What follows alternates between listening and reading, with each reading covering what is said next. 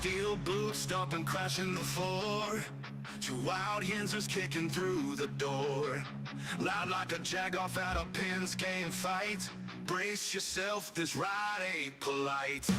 Two dumb Yinzers, loud and proud. Heads in the clouds, voices in the crowd. Chaos brewing, they don't play nice. Hold on to your iron and grab your prime anti-slice.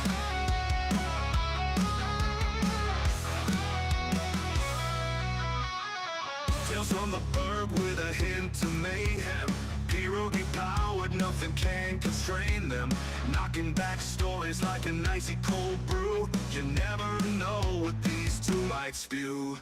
Two dumb Yinzers, loud and proud. Heads in the clouds, voices in the crowd. Chaos brewing, they don't play nice. Hold on to your iron and grab your prime anti-slice.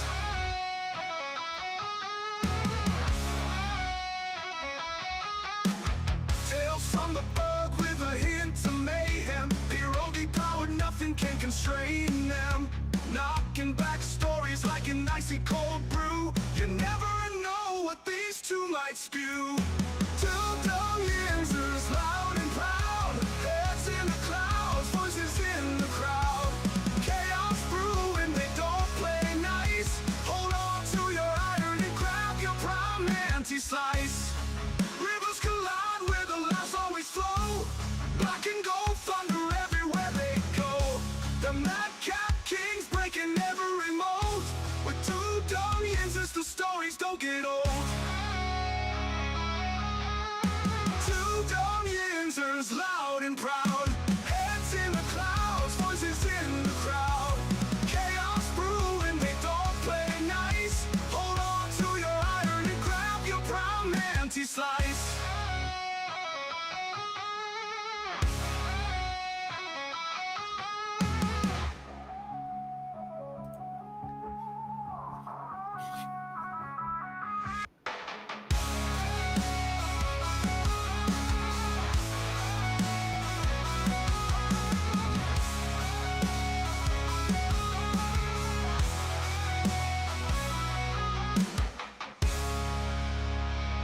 I'm here looking at this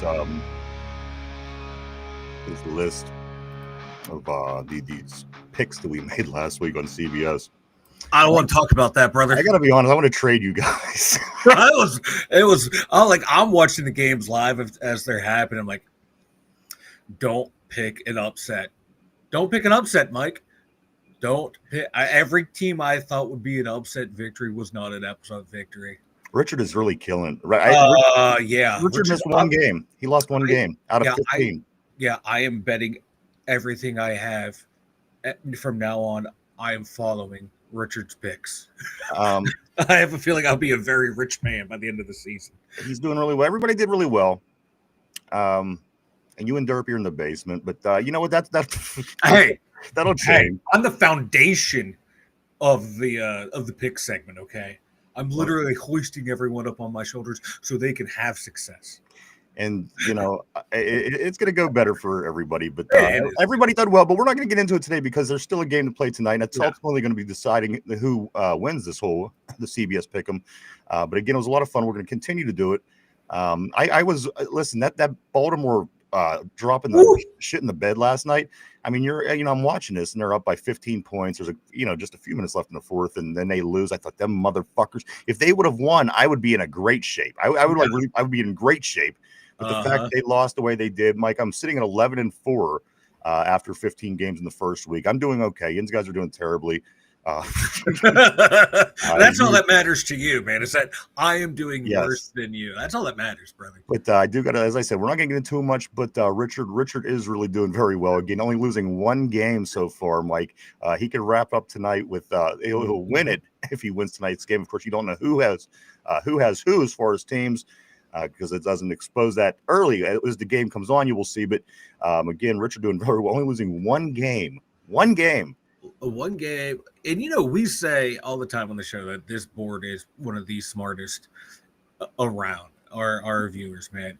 And I'm looking at these pick segments, and yes, that holds true. No one outside of Derpy and I had a bad day. like I see Richard just walked in the door. I do want to say good morning and welcome, Richard. And again, we're not going to get into it entirely because we still have a game. But Richard is just killing Mike. He won 14 out of 15 games yesterday, and Vegas is right behind him. Vegas won 13, and then RB right behind him. It's just RB right behind him with 12. Corey, Finch, myself with 11. We won 11-4.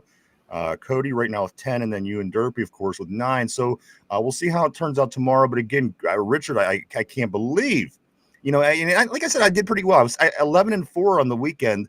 And and until last night, I was sitting at 11-3. I could have been 12-3 had Baltimore held on to that win. Yeah. But again, Richard is just above and beyond what everybody else did this week, getting every game except one correct. So kudos to him. It looks. I mean, he may not. I don't know what Vegas has. So that's why I'm saying we won't talk any more about it. But Vegas is one game behind Richard going into tonight. His game against the Bears and the Vikings. So we will be paying close attention to that and getting into it more tomorrow. As Richard really everybody did great. As I said, with me in the middle of the pack going 11-4, the 12-win rate, the 12-win RB, the 13-win Vegas, and the 14-win Richard. Absolutely great job, guys. Keep up the good work. Again, Mike, this is, we say it all the time, the smartest board out there. The terrible board. There's no comparison, guys. Great job. Last night, yesterday. We'll get into some more of those NFL games shortly, guys. But of course, we have a lot of things to get into before we even get to the NFL in its entirety. Good morning, everybody. Welcome back to the show. This is episode 807 of the Two Dumb Yins. I want to say welcome back. I'm seeing everybody on the board. I'm not missing you. Believe me. Let me jump in here, Mike, and welcome some folks this morning. Jen says, good morning. Wahoo! That's right, baby. It is Victory Monday. Smile a little bit, because again, we will talk about things that are a bit of a concern, but I don't want to leave out the things, Mike, that are going to make us smile about the game yesterday. So guys, get ready and relax, enjoy. This is Victory Monday, and we're going to treat it accordingly. Tortilla says 1-0, baby. Cody, for some reason, says the defense with a bunch of laughing faces. Finchy, what's up, brother? He says good morning. Victory morning. Cody says, if you would have told me Aaron Rodgers was going to bail the team out on Friday, I would have said, nah, hell no. You're right. Jen says, I'm not ready to bitch at the defense just yet. First game with a lot of new players, need some time together, and they come through in the most needed moments. Phil Steele, what's up, brother? He says, what's up, terrible board and the Two Dumb Yins. It's always great seeing Phil on the board, always bringing the energy. I do know that.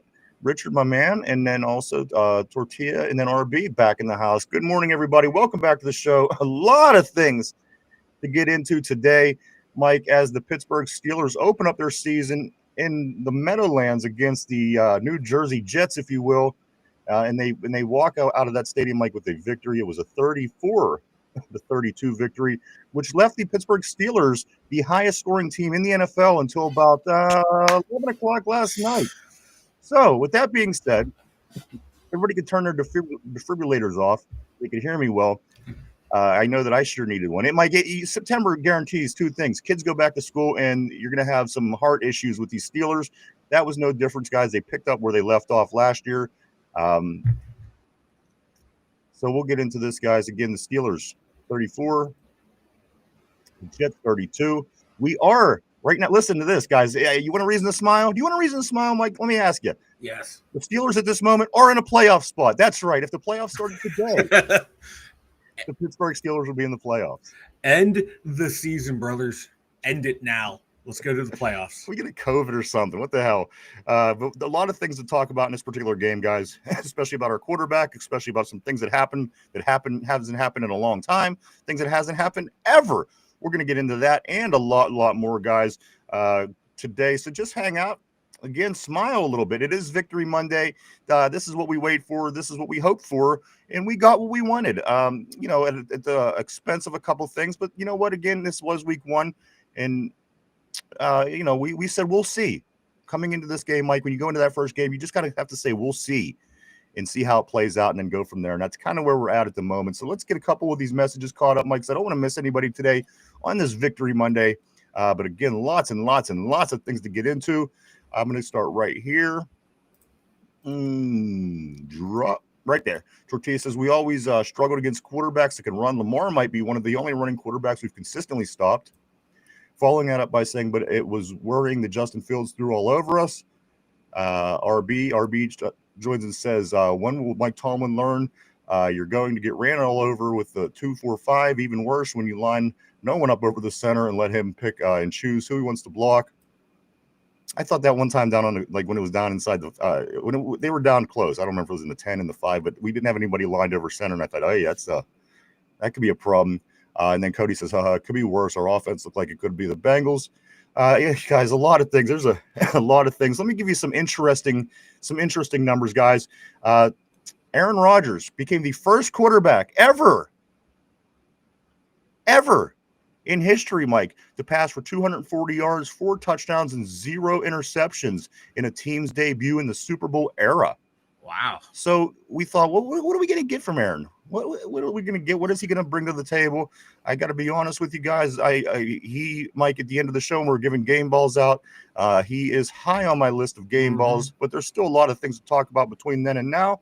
Also, this guy's was the first drive. I'm sure you heard. I'm sure you've seen on social media, but if you haven't, the first opening drive touchdown for the Steelers in 16 years to start off a season. Guys, the last time it was done, 2008, we went to the Super Bowl. I'm just saying. I'm not making any correlations just yet, guys. Nope. A lot of time between now and mid-February, but the last time the Steelers scored an opening drive to open a season was 2008 against the Texans.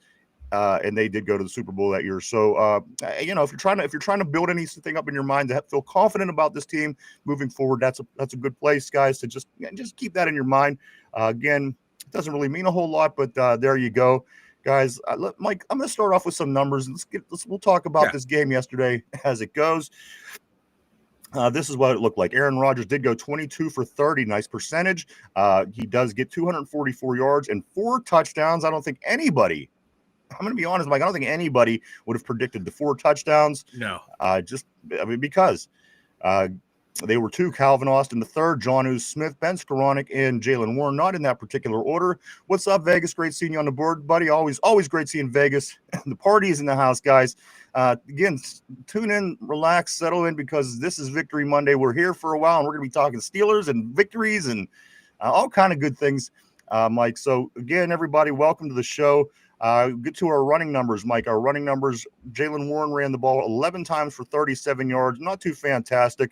But again, it was what it was. I don't think the running game looked great overall to begin with. And again, this will certainly be something that we're talking about moving forward. Gainwell, he ran the ball 7 times for 19 yards, who I thought was really effective in different ways for different looks. Gainwell was, especially early on. Mm-hmm. And then finally, Caleb Johnson, like 1 carry for -2 yards, which I didn't think he was going to get carries this game. No. I got to be honest, guys. And listen, I'm not doing this to prove a point.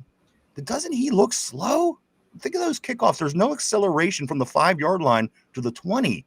When he gets them kickoffs, it's almost like it looks a lot like Najee. I'm not even arguing. I'm just kind of just saying. Yeah. He looked a lot like Najee Harris, guys. I'm waiting to see what I've been built to think about him. But again, guys, he had great numbers on kickoff return. He put up great numbers. Yeah, about 24 yards a return. But guys, again, he's very. I'm still waiting to see the acceleration. I don't know if anybody else has seen it. I don't know what's going on. But again, I'm watching other guys return kicks, and they get from the 5 to the 20 pretty quick. There's just this lack of acceleration on Caleb Johnson. So let's hope that changes. He's a rookie. Maybe they're working him in, and that be the case. Let's talk about the wide receivers, Mike. Of course, DK Metcalf leads the way with 4 catches and 83 yards. Mike, he looked amazing. He gets on a couple of these catches early. It looks like he just hits the track, and he goes. Yeah. And he's almost impossible to catch. On top of that lucky weirdo catch in the middle of the game where the ball plays ping pong, DK Metcalf had a solid game. Listen, there was 2 passes in the beginning of the game, and I was jumping on you immediately. Oh, yeah, you immediately were you were heated. Because Metcalf dropped a couple passes early, and I said, Mike, wouldn't these 2 guys be catching these passes if they had at least 1 practice game? Blah blah blah. And I was giving my whole spiel. Then I think as you were saying that, like 1 or 2 plays later, he has that quick little gainer, quick hitter for the long gainer. But that's I mean, listen, it goes beyond that because other people that hasn't been practicing hasn't quite lived up to what they should be doing, especially if they just got a raise. The other night, we'll get into that, of course, a lot more talking about Mr. Hayward. There's so many things to talk about today, guys, and we're going to get into it all. Just bear with us. Also, Mike, Calvin Austin III had 4 catches for 70 yards and a touchdown, and Pat Fryermuth on top of the tight end room with 3 catches for 28 yards. Mike Jonnu Smith having a touchdown. So those are those numbers. On the defensive side of the ball, Alex Highsmith leads the way with 8 total tackles, 5 tackles and 3 assisted and 1 sack. Also, on kick return, that's what it was. Caleb went 5 kick returns, 132 yards. Of course, Boz on special teams goes 2 for 2 with this game-winning 60-yard field goal.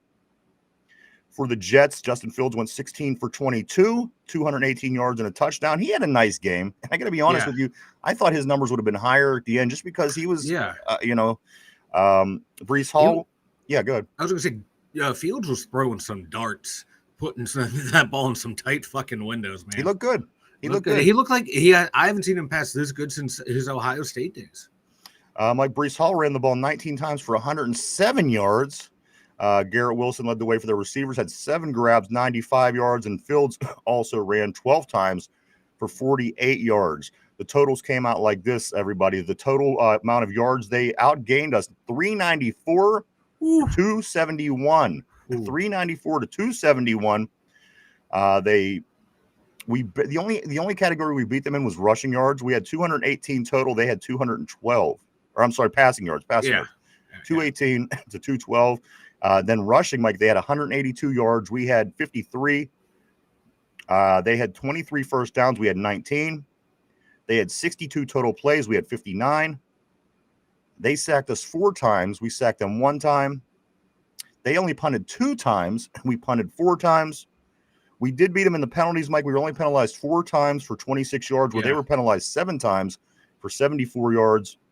They lost a fumble. We had no turnovers. And finally, Mike, time of possession went in the favor of the home team by about 9 minutes. 34-43 to 25-17 was the time of possession in this game, guys. But a lot of things, the injuries, of course, we'll touch on that, Mike, as we get started here. The injuries, there were 3 injuries, a lot of bumps and bruises along the way, but the main injuries are these.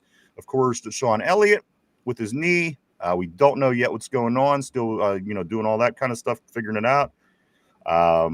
Malik Harrison with the knee goes down. And then also JPJ comes out with hamstring tightness, Mike, I think just for precautionary reasons. So I think JPJ is okay. But those are the 3 injuries that were announced by Coach Tomlin. Again, Deshaun Elliott with the knee, still waiting to find out results on this. Malik Harrison, the linebacker with the knee, and then JPJ once again with the tightness in the hamstring, guys. So this guys was where do we want to start with this game, Mike? MVP, baby. I think the MVP could have went to 3 people.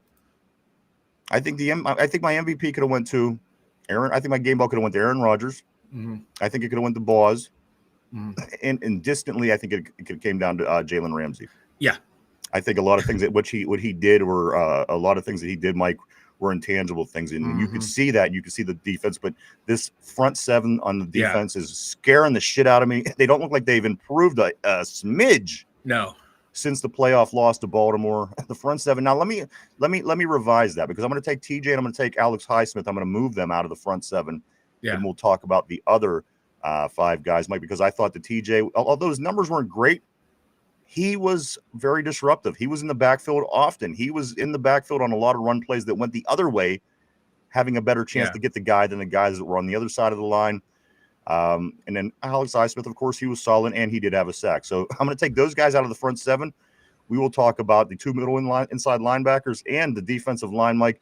Of course, I thought that Peyton Wilson was a little bit of everywhere, but he was always a step behind. Yeah. And I thought that Patrick Queen at times showed signs of being a good, solid inside linebacker. But the rushing yards by the Jets will tell you otherwise, because your inside linebackers are very, very, very integral to stopping the run, and they just did not. Some may say, well, the injury of Harmon might help things getting him back, which it will.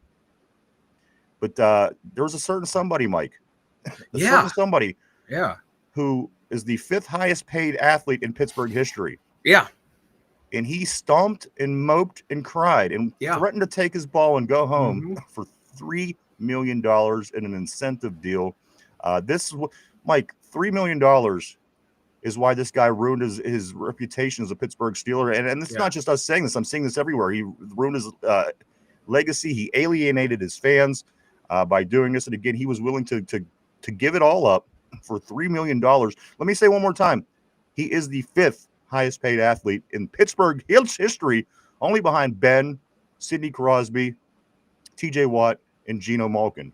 Cam Hayward is the very next name, Mike, and he was pissing around all the way up until the night before the game over $3 million. Yeah.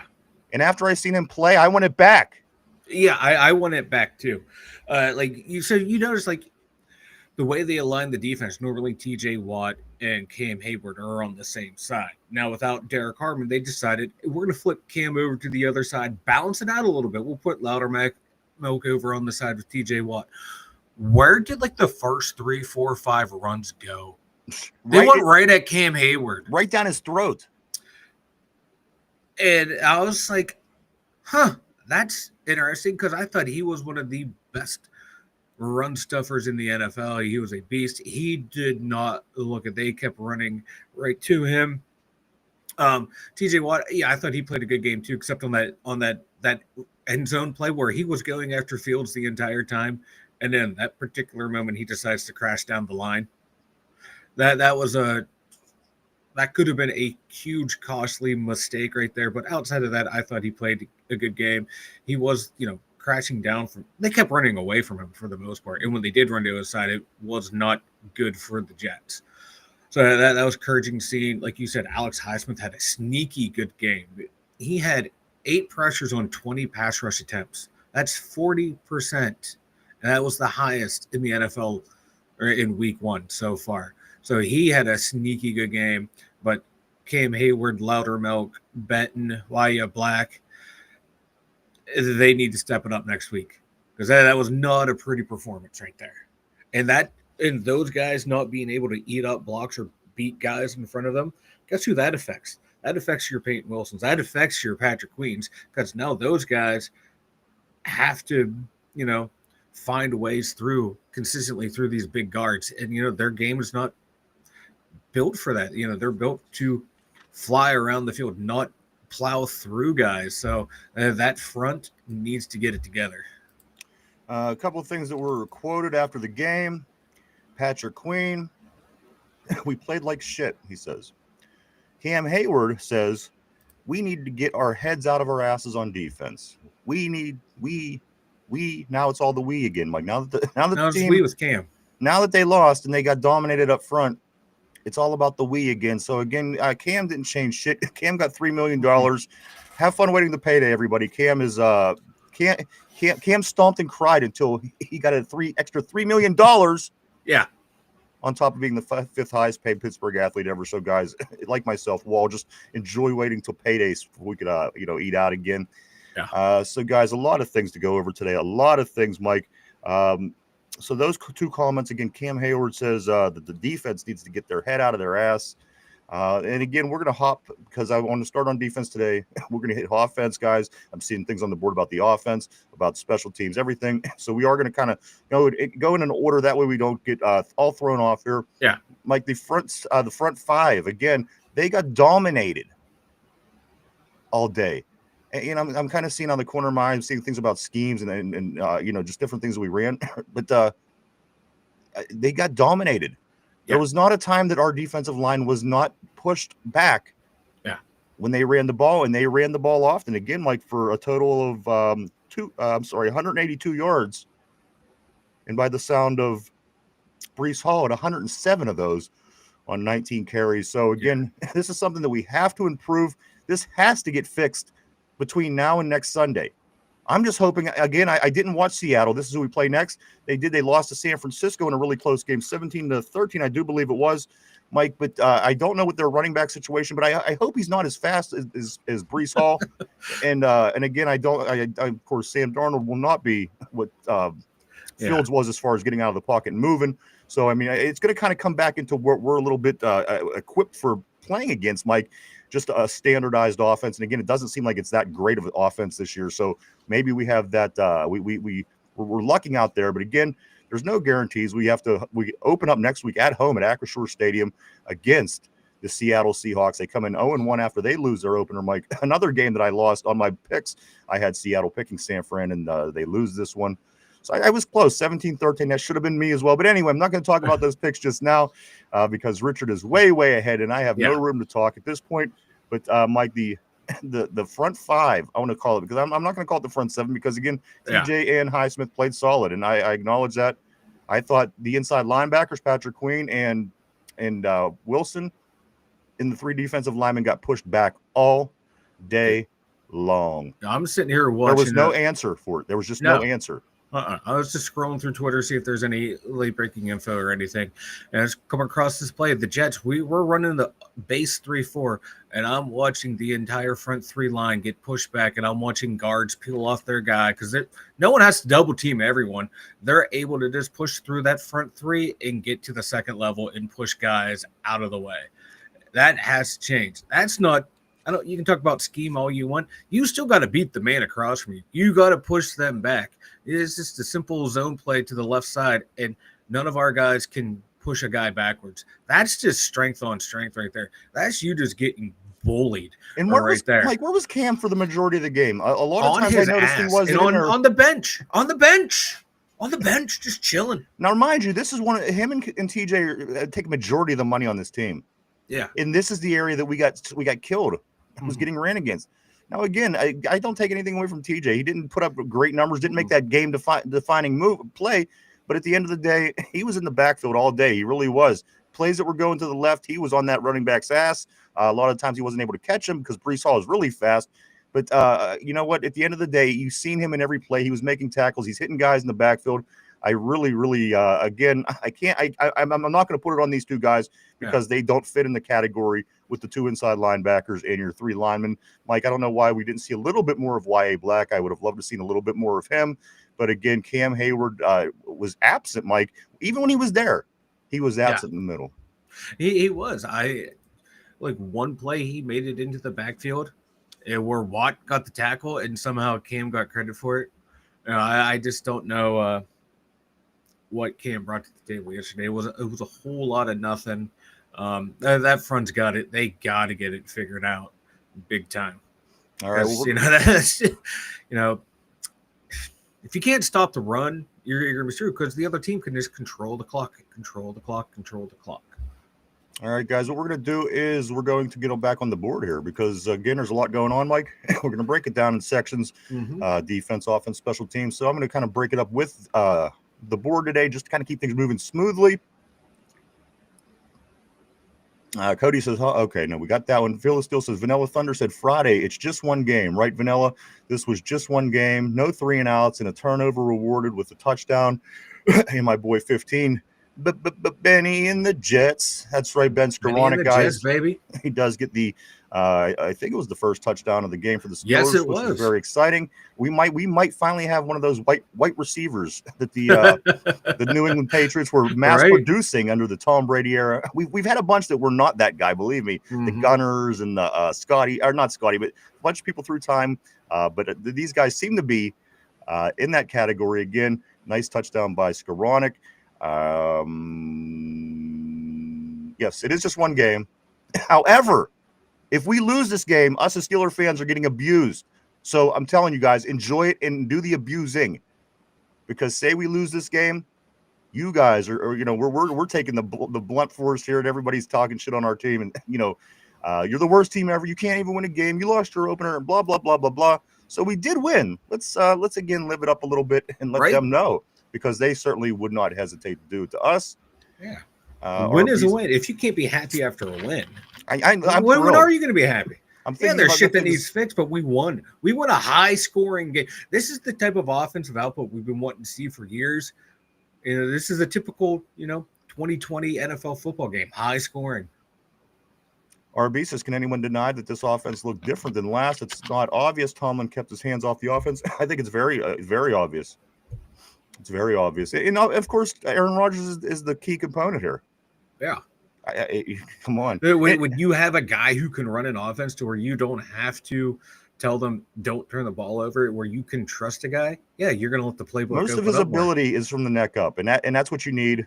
And again, for those five, any top quarterbacks on this planet at any given time, they all possess that. What it is that he owns, he has it. Yes, he's old and he's getting up there, but he has that. And you know what? He can still throw the ball around okay. Again, I don't know what kind of season this turns out as, but again, week one, we found a way. And again, it was by way of offense. No help to the defense, with the exception of a play here and there, but we will get to that more as well. Jen says, hey, Richard, and Jen, extracting pleasantries. Jen says, Rodgers was the first player to have four touchdown games with two different teams.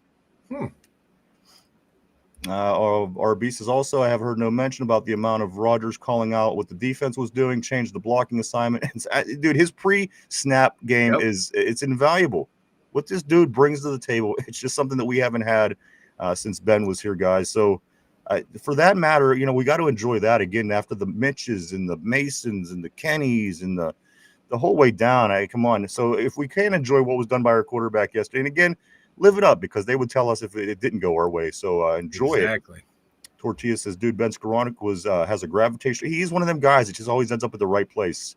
I'm liking Ben Skoranek more and more, guys. I was skeptical of our receiving room. I still, again, I'm not 100% confident, but again, what I seen yesterday certainly helped Mike. And again, hitting 7 different targets, none of them being Roman Wilson or none of them being Mount Washington, but still managing to hit 7 targets throughout a game is what the Pittsburgh Steelers need. You need to hit everybody on this particular team. And again, you know, when you go to your one, it turned out good, but again, you're not always going to be able to go to that one, hit Metcalf when you need it. So to see other people involved the whole way across the board, that's encouraging as well as a Steeler fan. And to see, like, you know, Calvin Austin step up in those big situations when you needed him to, that was great to see there. It made me feel so happy. Yeah, man. Field of Steel says, Owen, for the first time, I'm pissed at Watt as an outside linebacker defensive end on goal line, strong right formation, hit the quarterback. Should have known Fields was going to keep it and should have nailed him. Come on. Yep. I seen, what's the guy? Who's our linebacker of Ohio State? Sawyer. I seen Sawyer getting dragged into the end zone by Justin Fields. So again, there's a lot to be desired, guys, on this defense. Let's go to Vegas. Vegas is the touchdown pass Ben caught was the most open a Steeler has been on a touchdown catch in 7 years. Who keeps track of these things? You know what, Phil, Vegas, as good as you did on the picks, again, we're not going to get into it today because we still have one more game. Maybe you should be coming up with these game plan ideas. You are, again, everyone on this board did great on the picks this week. We'll get into that more tomorrow. Cody says, Field of Steel, Justin Fields made the defense look lost on the quarterback run touchdown. TJ broke his neck to see Fields walk it in. Tortilla, and you know, the thing is, it could say, okay, maybe we'll play better against traditional offense, which we probably will. I suspect our defense is going to look a lot better next week, guys. I do. Playing Seattle, this is not that great of a team. I expect the defense is going to look a lot better to the point where we're saying, you know what, this is a good team. Yeah. But you're always going to have to figure out a way. Again, we get Baltimore twice and teams like this. So this is going to be, you know, again, it is week one, guys. It's a journey. It's the first step of 1,000 steps to the goal. Yeah, but it's in the right direction. So that's a plus. Yeah. I mean, you again, hold that high. Tortilla says none of our running backs look good. Our offensive line looked terrible. Rodgers and DK look good. Yes. You know what? We're going to get into that offense in just a second because there's just as much on the up front that I have to complain about as there is on the defensive front. Cody says Kenneth Gainwell looked good. He did. He's very serviceable. He's going to be a part of this offense. No two ways about that. And he just won a Super Bowl. So you know what? We'll take him. Vegas' first half, 3 incomplete passes. 2 were dropped to DK and the other was thrown away. To the credit of Aaron, I think is what he's saying there. Field of Steel says that Cody, Watt should have known due to the formation, possible naked bootleg keeper. Freaking Watt. What? I'm thinking Steele's getting ready to play some ping pong with me. How the tables have turned. He's picking out his paddle as we speak. He is too. Tortillas is probably a win. going to throw the paddle at my head, but And that's great for the show. It is too. Tortillas is a win, but there's a lot of things we need to fix. Absolutely. Oh, We are no way looking like a team that should be playing the Buffalo Bills that I watched last night. We are no way a team like that looks like they should even be playing the Baltimore Ravens that I seen do the choking that they always do last night. And a few other, but it's a step in the right direction. Yeah. There's no two ways about it. Things got fixed that needed fixed, but then there's other things, Mike, that should have been fixed. It certainly doesn't seem like it's been fixed a bit.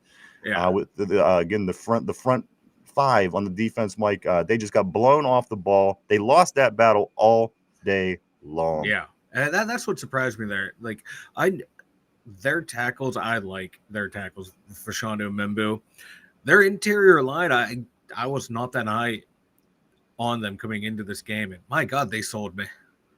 That Jets line could be something good, or we could just be that fucking bad up front. Well, I'm thinking it's a little bit of both. Little column A, little column B. I do. I think that they're probably a better team, and maybe Fields fits in what they're doing. They kind of built their team around him, expecting him to be the starter, where we didn't. He was replacing Russell Wilson when Russell was injured. So, hopefully it works out for him. Good for him if it does. If it doesn't, oh well. But it looked nice yesterday. We'll see if they can consistently do that throughout the season. The Jets just aren't consistently ever good, so I'm not counting on it. No, and like you and I have been talking about, it was like before Rodgers got there, like they were a quarterback away from being a pretty good team, and they still have a decent amount of those players from that roster, plus getting some high draft picks, new coach and stuff. So it's a long way to tell how good this Jets team actually is going to be, and should we have struggled against them. It sure is, Mike. Let's move on the board here. Vegas says only one stat matters, and that's the final score. I couldn't agree with you more. I mean, there's a lot that goes into it, and a lot of things we're going to have to fix moving forward. But at the end of the day, we're 1-0, guys. People said there was a lot of people said that we weren't going to be able to beat the Jets, and so here we are. They give. I was one of them. I was one of them. Listen, they give you a schedule, and you play the games on it. We can't help that the Ravens or that the Buffalo Bills got the Ravens. I mean, it's what it is. Somebody had to win that game, and you know what? Someone looks damn good at this point because they won that particular game. But guys, they give you a schedule. You play the games, and the best you could do is try to win them. And that is, in fact, what the Steelers were able to do. They were able to win their first game that was given to them. So let's move on the screen here. Phil still says pay Boss. Start with that. Right? Yeah, hell yeah. They should be chasing him down to give him money, opposed to like Cam, with that whole process. Yeah, they said like Cam, your $3 million were given to Bozzy. Yeah. And I sure thought he would have been a little bit more motivated once given that money, but again, Cam didn't look fantastic. No, he looked very underwhelming. Let's see what else. Tortilla says Gainwell and Skoranek on special teams and on offense were both key reasons why we won. Mm-hmm. Swung the game right there. It swung the game, those two. Cody said it's funny watching TJ and Highsmith rush inside every play and watch Breece Hall and Justin Fields run around them. Can contain the quarterback, make him beat you with his arm. What was the game plan anyway, he asks. Vegas says Benton is still Mr. I almost made the play. He certainly didn't help the cause any. Again, wait till we play a team that's look at that Ravens team last night. That team, Derrick Henry, dude, he's a man amongst boys. And also the way that they run their offense, it's just better. It's better skilled than what the Jets do. It's the same kind of offense, but the players are more skilled. So again, we have to figure out this run stopping, and we got to figure it out fast. And it's a shame because the weak points of the game were the thing that we've been building the most for the last 3 years. The interior line, offense and defense, and these were the two areas that I felt we struggled the most. At some point, it has to start coming together. Otherwise, what are we doing here?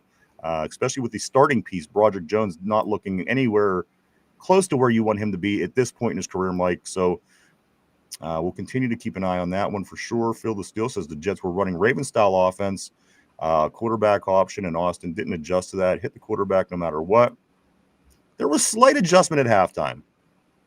I mean, for one, with that being said, the Jets didn't really need to punt. They punted the 2 times, but again, really not. The New York Jets didn't need to punt most of the game.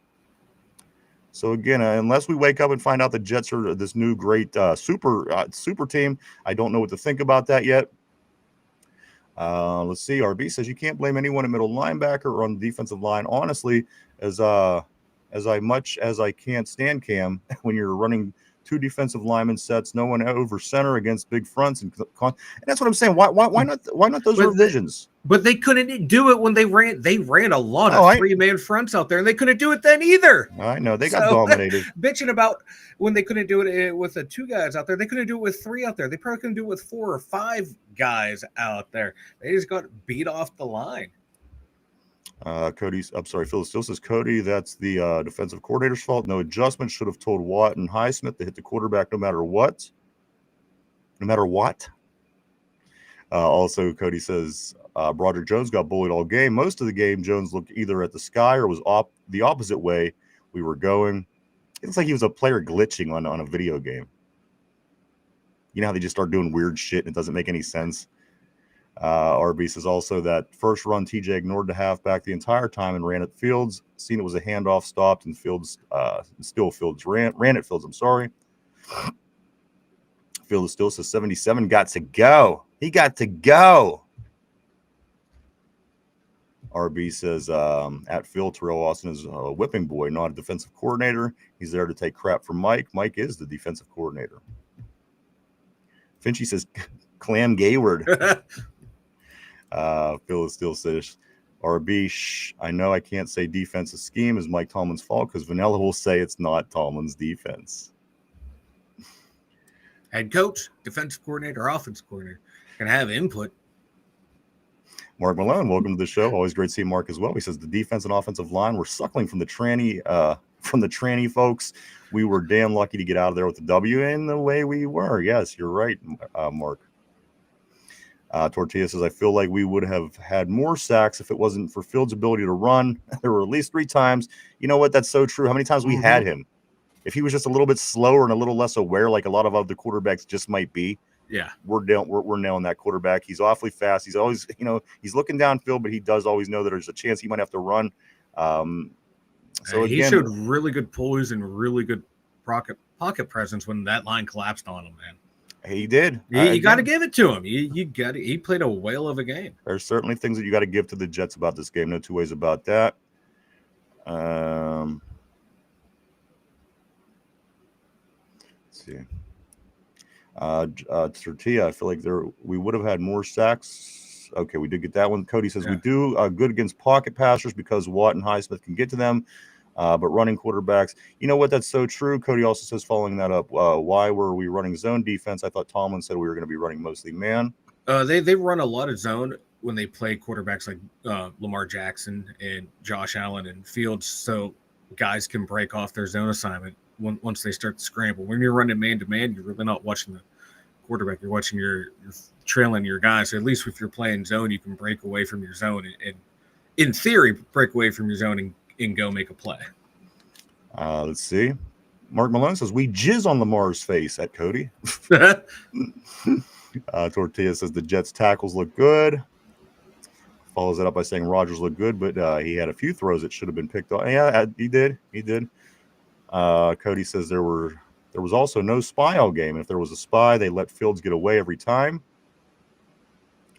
RB, he says, I was told this morning Roman Wilson was being used sparingly because a deal with Miami was being discussed for Hill. Neither player took many snaps for the teams. That's interesting. I haven't heard that, and certainly keep an eye on that.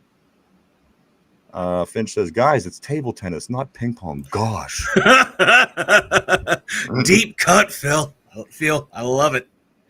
Mark Malone, from what I've heard, Derpy's hind end really took a pounding over the weekend. Aunt Peaches was raging with the strap on after losing a few bets. You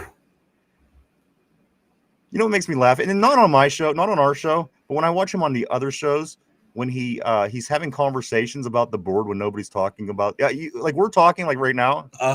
He's in the background going, the message on the board, guys. Like he's doing that on the wrap-up show yesterday, and I thought, who's he talking to? He's in his own little world, and then he disappears. The guys would ask him a question, and Derpy was nowhere to be found. Classic Derpy. But yeah, his ass is probably pretty raw, if you will. Phil still says, no, it's ping pong. Phil and Finch getting ready to go at it already. The Steelers season just started. And Cody says, I thought it was beer pong. That's what guys are supposed to be playing now. It's not real men don't play ping pong, right? It's beer pong that people play. Beer pong, baby. Phil still says that Cody, the ping pong theme comes from a Watt hater that got on here and kept saying that Watt sucks and Watt can't stop the run and Watt was overrated. So I stepped in and explained what Watt is. That is true. That is exactly where that come from. Hey, he played high school basketball, Steele. He knows what's up. That is exactly where that come from. Jen says it was great to see players wide open for a change. Finchy says, and the quarterback can actually see those open receivers. Yes, there were a couple of those throws where Rodgers was scrambling out and threw sidearm passes out to the backfield, and it's like Russ was never making that play. There's no way he could have seen him. What do you call that throw? What do you call that throw that Aaron Rodgers has? That little sidearm throw. It makes me uncomfortable. It does. I mean, it's effective, of course. You've seen what he did. I think his elbow is going to snap every time I see it. It's a weird little motion, and again, I don't know if that's how he always looked, but geez, it really sticks out to me like a sore thumb. And if things wouldn't have went well, I would have went on and on a little bit about it today. But you know what? Things went well. I have no reason to complain. Oh, so maybe we'll save that for next week, Mike. Yeah. But it just kind of weirds me out. It does weird you out, but it's fun watching the quarterback throw at different angles, man. Yeah. Changes their launch angles and shit. It's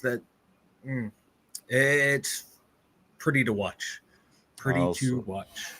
Let's see. Phil still says, as an old outside linebacker in his assignment, and Ryan asked the Watt hater if he played football, and Watt hater answered he lettered in ping pong. Get the fuck out of here, ping pong player. Don't be talking football. Oh, shit. Jen says, O-line is going to have to hold up for some play action to form, or Smith will have to change the plan. Or Rodgers will be killed. Let me grab a couple more of these messages and we will get into the offense, guys. John, Big John Stud, middle name Mud. What's up, brother? Always seeing you. Great seeing you from out west. John says, TJ, agree. Rodgers got lucky twice. The Jets DBs are minus Sauce Gardner. The fumble on the kickoff saved the Steelers. It did. Number one paid defense looked like ass. It did. The O-line better improve quickly. It's true. And Rodgers can't move. You said nothing wrong. So, again, we'll try to tie that all together here. In just a moment. Cody says the DK Jonnu catch was pretty awesome. Haha, they need a lottery ticket. What's up, Chad? Chad on the board. Always great seeing you, sir. Chad says, what up, Yinzer fam? Here we go. That's right. It's Victory Monday. Victory Monday. Let's enjoy it a little bit. Yeah, we'll get into some of the things that went wrong. But again, today, if we lost, we would be getting shit from every direction. Mm-hmm. So what we're gonna do is we're gonna enjoy it today. A win is a win. Is a win is a win.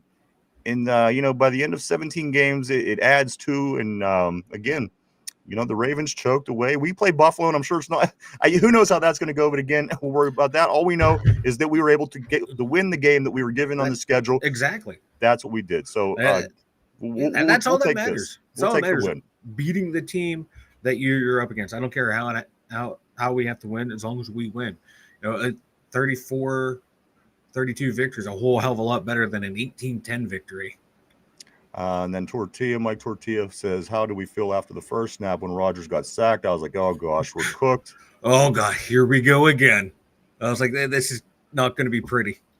All right, so, guys, let's get into the offense a little bit. We talked about the defense. I want to talk about this offense, Mike.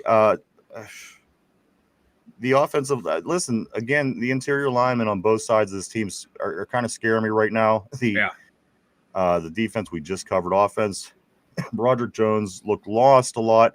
The pocket we're lucky that Aaron Rodgers is smart. And he knows when to throw fast. And he understands the not the process, but just the flow of the game. Yeah. And he's able to, when he sees blitzes, he picks up. We're lucky we have somebody that does have that between the ears right now and is able to do that, Mike. And again, he took advantage. He threw 4 touchdowns in a game where the quarterback was very loosely protected, if you will. And again, I don't know if this just comes down to being wet behind the ears, if it's still young. But we do know that we are in the 3rd year of building the interior lines to try to build this team from the inside out. And this is where we stand. So, again, it has to improve. Again, the running backs, Mike, they didn't get many great looks. There weren't many running lanes that you could write home about. So, again, the offensive line, it needs to improve. And again, I think that's something we know going in. It wasn't like we expected this to be, this great offensive line just going and imposing its will. So that's still a work in progress. Let's talk about some other positions here. Let's talk about our wide receivers, Mike. Yeah. Is there anybody – again, Mike, besides for those couple drops by DK early in the game, I thought the wide receivers looked nice. Yeah, so did I. And that one drop, I think it was punched out by Sauce Gardner. You got to give credit where credit was due. That was a good play by the D. You would like to see DK catch that, but no, the other team's allowed to make a play too. But I thought when called upon, they all did well. They did what they needed to do. Sko only had that one catch, but I'll take that one catch for a 22-yard touchdown. Calvin Austin on that deep back shoulder fade to set us up for, I think it was like the Jalen Warren touchdown or the Jonnu Smith. That was a beautiful play. He made another one too where he just turns his body like I talked about on the Friday show. He can turn his body and make those plays. Who would have thought we would be celebrating over a jet sweep? Matt Canada called that play in, brother. It's like, Artie, you owe me one. Calvin Austin III, I mean, he's really looking like he, as the guys are putting up now, Cody and Tortilla, and, he looks like he might be that piece, Mike. And again, I don't know with the rumor, just again about Roman that we got a little bit here on the board, a little bit ago, how, what we know about that. But I do know that Calvin Austin, he certainly looks solid. There's the little concerns that I thought about him. They didn't apply. But again, at the end of the day, we have to say it was the Jets, and teams are going to be better. And we're going to, things are going to fluctuate, of course, for what we're going to see across from us week in, week out. But again, you give us one game. We won that first game. We're going to take it. We're going to take the win. We're going to get excited, and we're going to get ready for Seattle, Mike. Also on offense, what about the tight end room? Pat Freiermuth, solid early, couple passes to him out the cut, 3. What did he go? 3 for something, Mike. He led the way. He had 3 for 28. 3 for 28. He led the tight end room. And again, Jonnu Smith scored a touchdown. So for Pat and Jonnu, no Mount Washington, which was kind of a concern. Mike, I didn't even see him in there. However, I wasn't watching all the time for him, but I didn't notice if Mount Washington was in there. Did you? He was in there for 26 snaps. So that comes out to 46.43% of the snaps. Interesting. Yeah. So used him a lot in blocking. I would have liked to have seen him more in the passing game, but at that point, it's a nitpick. They were able to move the ball when they needed to move the ball. I'd like to see him get more catches, but I'll take it. It worked. I thought that we'd see a lot more 3 tight end sets. We didn't see a whole lot of it, but what they did worked. Yeah, the running backs. Mike, I feel that this offensive line should have been a step further ahead. Than it was last year. Of course, this group of guys have been together now for another year. It just makes me wonder if they're going to abort this running the ball a lot. Again, week 1, still so much football. But again, from what I seen yesterday, Mike, I wasn't thrilled with either one of the running backs that did get a lot of carries. Again, Jalen Warren, Mike, had 11 carries for 37 yards. Kenneth Gainwell, 7 carries for 19 yards. Nothing to write home about. No. So again, the offensive line for every reason has to improve. It has to improve the block, the pass. It has to improve the block, the run. The offensive line, guys, is something that, again, the interior lines on both teams, the supposed solid point, what we're building in the draft is the definite weak point, Mike, of course. And then also losing Deshaun Elliott in this game was kind of a blow. I thought that happened early. I thought, oh, man, I hope this doesn't kind of swing the momentum of this game. And luckily it didn't. Chucky Clark was able to come in, step in, and do just fine. He did well. In the secondary, I thought the secondary, for the most part, did okay. Of course, Justin Fields did run. He had a good game. Yeah. But this isn't the kind of offense you're going to see from week to week. You're going to see this about 3 or 4 times throughout the year. Yeah. Spotty, but again, I want to see us against just an average kind of ran offense next week to get a feel. I mean, we know right now, we have to work on moving forward to play these kind of teams. Like I said, I expect the defense to look a lot better against Seattle. I really do. It's at home. They are 0-1. They're not that great. I can't even think of who their running back is off the top of my head. So as I'm saying, Mike, I really think that next week our defense is probably going to look good. And some people are going to say, hey, we fixed it with the answer. But don't let that trick you guys, because a game against Baltimore, certainly the Baltimore that I seen last night, would give the Steelers that I seen yesterday a very, very, very bad game. Yeah, it's Kenneth Walker III and Zach Cabernet are their running backs. I always want to call him Kenneth Gainwell III for some odd reason. So there you go. Yeah, he's not a bad back. I like him, but I forget what I was going to say about the offense. Yeah, well, tell me some good things about him, Mike. Is it, you said you like him? What's his? I like him. He's just an effective running back. He's every time I've watched him play, he's like, oh, this guy's a good back. Yeah. Not memorable, but you see him like, oh yeah, he's a good starting running back in the NFL. Okay. He's not like, Okay, continue. I was just proving the point. Nobody knows who this is. Yeah, I know. But also, Mike, again, 34 points. This team was the highest scoring team until the late game on Sunday. Again, with outscoring everybody. 34 points, Mike, in a 34-32 win. And again, guys, if anything you want to hang on, if the playoffs started tomorrow, the Steelers were in. So there you go, guys. We're going to continue to chip away. Mike, let me get back on the board, and then we'll turn the corner and start talking some special teams, which I think deserves a lot to be talked about for the good and the bad. Yeah. We'll get into that in just a moment, guys. Let me get back to where we be, and I believe we be right around here. Okay, I'm going to go right here. Phyllis Steele, 1236-33. Phil Steele says, here are my grades for the week 1. Offense, B+. Defense, W for what the fuck. Overall grade, week 1 is a B from Phil. I like that W for what the fuck. Phil says no 3 and outs, 34 points. Wow. Richard said offensive line really needs improvement. Tackles both need to improve. They're going to get Rodgers killed. And that's what I'm saying. When your quarterback is a 43 or 42-year-old man, you gotta really make sure this guy ain't getting killed back there. Because if he goes out, guys, it's back to the old. And it'll be more of what we've dealt with. And say what you want about Mason and Skyler. Yeah, they had good preseasons, but again, at the end of the day, do they have all those intangibles that somebody like Aaron Rodgers has? No, they don't. So it would more than likely go back to the way that it was, I would think. Phil still says not many 3 and outs. He can correct himself. John says, I critique the W because I know where the team must be in order to be successful for a trophy. That written, it is better to evaluate a W over an L. I agree.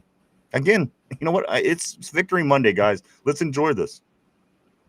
Because if it wasn't, we would be bad mood all week. Let's be in a good mood. We won. Phil still says, I was going to say we punted a few times. And the fact that they didn't, that was disturbing. Let's hope some of these things might get fixed between week 1 and week 2. And I think they will. I suspect a different kind of game next week against Seattle here in Pittsburgh to kick off the season. The energy, the fans, the towels, the renegade, everything. I really do expect this to be a different game. And I do expect to be 2-0, getting ready to head up to New England. Mike, is it in New England or is it at here? It's at New England. It's at New England, and then we head off to play Minnesota over in Ireland after that. So I think a 2-0 start is certainly feasible, guys. Tortilla says Phil is still. I was going to say we punted a few times. Phil said 2 punts. They punted twice. We punted 4 times. Cody says I would have thought Calvin Austin III was 6'2" yesterday. Damn right. Calvin Moss III. Tortilla's calling him. Mark Malone said Calvin Austin III is on pace for 1,200 yards and 17 touchdowns. It's true. He is on pace for that. Yes, you're 100% right. Calvin Johnson III, Tortilla's saying. Richard says the running game needs to improve too. The wide receivers get a B+ in this game. Mike, I am going to be interested to see what the grades are here at the end of the show today, because I have my grades too, and it's going to be interesting, I think. Tortilla says Calvin Austin and Tavon Austin and had a baby, and his name was Calvin Austin. Feel it still. This has to be DK's game. DK should be smelling blood. Oh yeah, coming up next week, baby. Did you notice every game is a revenge tour? Yeah, it seems like every game there's some kind of revenge. In the Ravens, you got Chucky Clark. The Seahawks, you got DK. Green Bay and the Jets for Aaron. It's like every game. That's what I'm saying. This seems like it might be something interesting that goes down this year. I don't know. It has a feel. There's a feel of still. A feel of steel. Jen says, why the heck did Kenny G have more than Warren? That pissed me off. I think there's still some question about what's going on in that backfield, guys. Mhm. I think the slow progress of Caleb Johnson. I'm going to be honest. I think that plays a role in this whole thing, guys. But we will keep an eye on that. Mark Malone says, in my paint huffing trance, I saw Rodgers throw for 300 yards and 3 touchdowns. I was off by 50 yards and a touchdown. There was some sort of disruption in the force going on. You just almost 100% dialed in there, brother. Whatever you're doing, just keep it going. Just keep it going. Jen says, whichever wide receiver is in the slot is going to look better than the one outside, except for DK. We lost DK. It's, you know what, Cody? Joey Porter he was pulled for hamstring tightness. Due to precautionary reasons. So he was not necessarily an injury. The other 2 injuries were, of course, Deshaun Elliott going out with the knee. We're still waiting to hear on that. Malik Harrison with the knee, linebacker, and then finally JPJ getting pulled. But that, again, was a tight hamstring. So I don't think we have anything to worry about there. Tortilla says, could the Arthur Smith and Aaron Rodgers combo be good? So far, so good, right? I mean, I'm liking it. I'm liking it. Aaron was liking it after the game, saying something like people were talking some shit that we couldn't work together. Yeah. He's like, that's a bunch of BS. Guy can play. Yeah.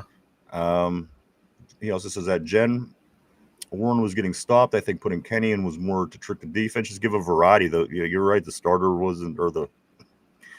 We're gonna have to watch this play out more. And again, I think things improve next week, guys. We'll get into that also. But Jen says only if Rodgers looks good. If he looks bad, he will argue with Smith.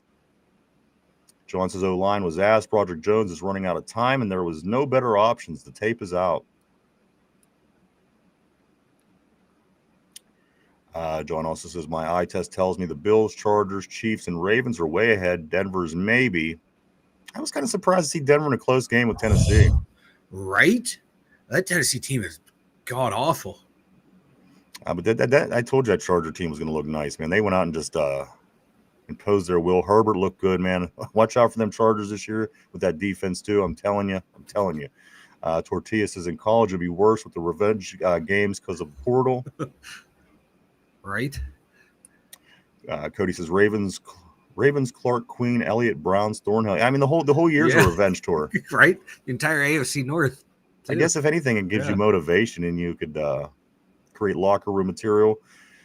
Jen says Jones was in every fight, putting his nose in. Mind your business and get your shot. He needs to focus on what he's doing. He looks soft out there. He doesn't play with an edge. No, he doesn't play with an edge. He plays with the I'm happy to be out here, football is life mentality when I need him to murder the guy next to you, brother. You be happy-go-lucky off the field. On the field, I need you to want to kill a motherfucker. John says, my son educated me that the woman singing the new Come On Ride the Float NFL song commercial wearing the Steelers shirt is Normani, the singer who is engaged to DK. Okay. Did not know that. And I know we're talking about offense, but guys, one thing that I do want to point out, is it just me or was the defense on their heels all day? Because of the way that the front five was playing. Like, you want to impose your will and kind of influence the game. It never felt like our defense was imposing. They always felt like they were on their heels, trying to play keep up and not get burnt, is the way it seemed to me. Once you start getting pushed around up front, you can no longer dictate. So you're just reacting. You're just trying to do anything and everything to get a stop. And that's what happens. And normally in those games, that's the games we tend to lose. We see that against the Ravens. We see that against the Bills the past couple times we've played them, where we can't get anything done up front, and then we just start trying to freelance and start trying to do stupid shit, and it doesn't work. Well, but they were able to make some plays when needed, and that's the encouraging thing, that they made plays when they needed to make plays. It doesn't have to be pretty, as long as you have one more point at the end of the game. Cody says we can call everything off. Week 1, the Colts won by 20 yesterday. They were a playoff team. Danny Dimes looking That's the game that really screwed everybody, because he had an amazing game.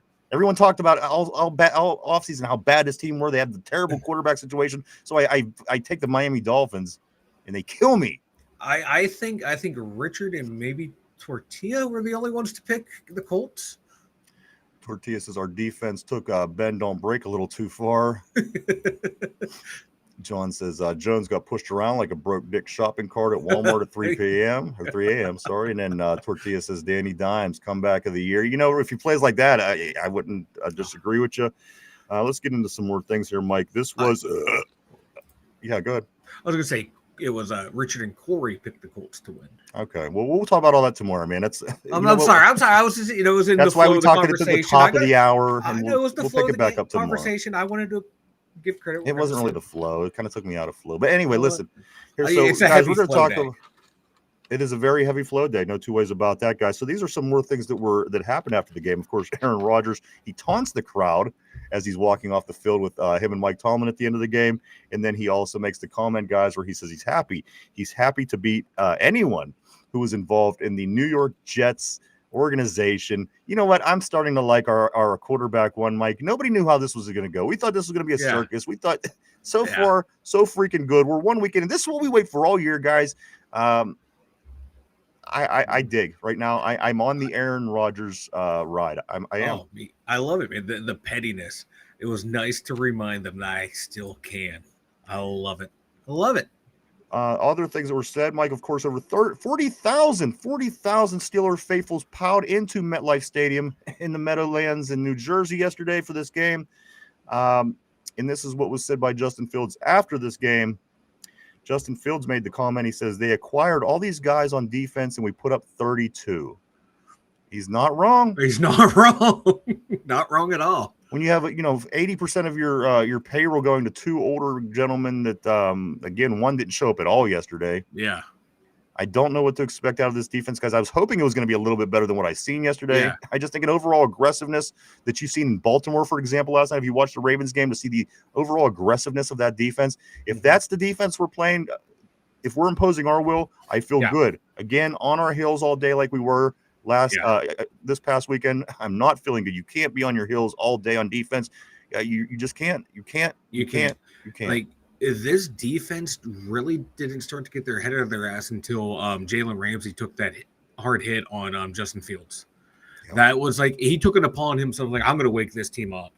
He's like, I'm playing three different positions out here, and he fucking lit him up. And then that's when you start to see the defense start to show a little sign of life. Finchy's saying, he said last year on the show, I thought Danny Dimes could be a good quarterback. I'm still scoffing at you. What are you talking about? I still am too. It's one game, a small sample size, but you're factually correct. Well, they did play the Dolphins, and I always say that the Dolphins are just a terrible, terrible team, Mike, and that they showed that yesterday. And again, let's take a look at Danny Dimes here when they play somebody else. But again, I'm still scoffing. Vegas says I lost 2 games at least. Vegas, you did well. As I said, Richard did very well. Richard missed 1 game. He got 1 game wrong out of 15. Again, he could wrap it up tonight and go 15-1. Yeah. The best I can do is 12-4 with the win tonight. I'm 11-4 right now.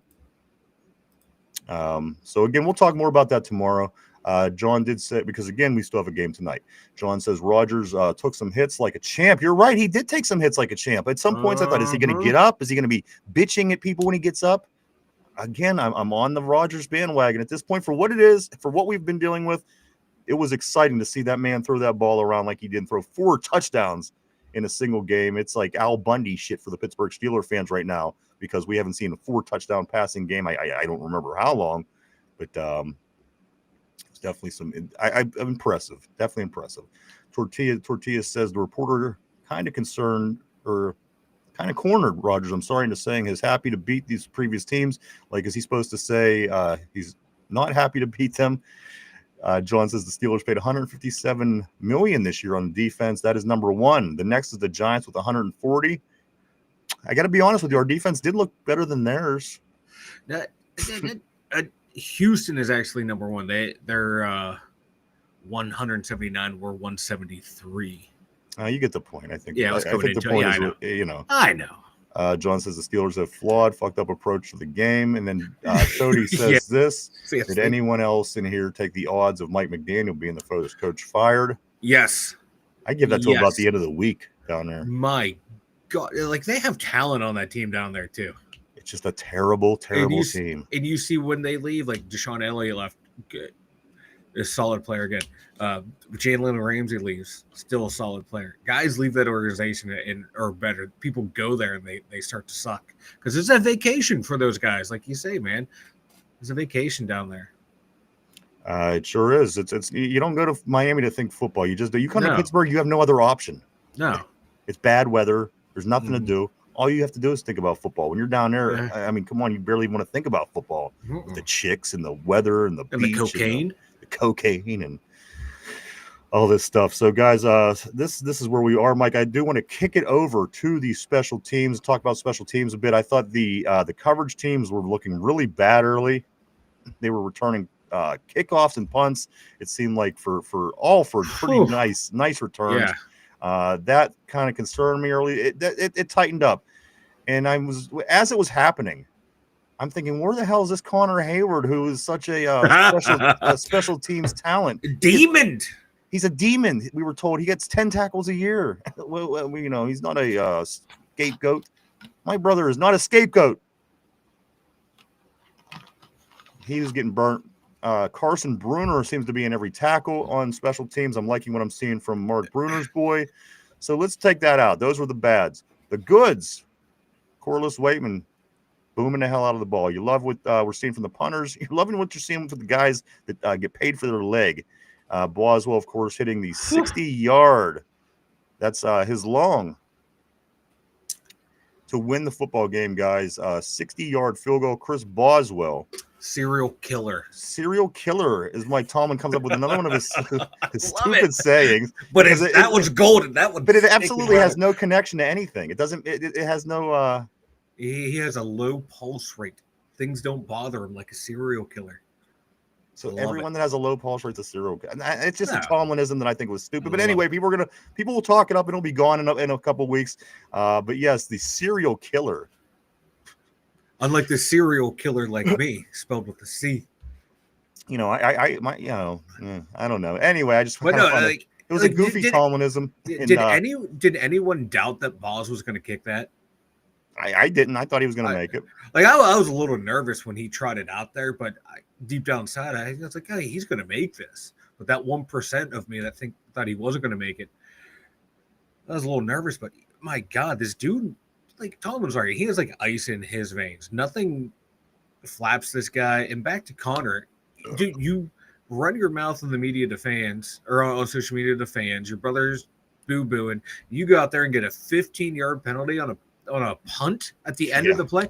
What the fuck are you doing? The brothers Hayward got to go. Oh my God, they piss poor performers. This would have been the game where you could have come out and proved your haters and doubters wrong and have a dominant performance up front. Go out and make a splash play on special teams given the opportunity, and neither of them did. Let me jump back on the board here, Mike. Cody says we sent Minka back to Miami. We need to bring in the safety. Let's wait till we find out what's going on with this Sean. I don't know. He walked off on his own. Going to the tent kind of seemed a little discouraging, but I got to be honest with you. He came off the field a little quicker than somebody that blows out an MCL or an ACL. The way he moved could have possibly been a sprain. It's hard to say, guys, so we are keeping our eyes and ears open on that. Cody's saying the cocaine and hookers in Miami. That's right, baby. Why else do you go to Miami? Not to play football. Vegas says Wilson, Miller, and Mount Washington all got all 0 targets. And that's wild because, again, he spread it around. He did hit 7 different targets throughout the game. Tortilla says at this rate, Connor will have more tackles than Cam. Wouldn't that be great?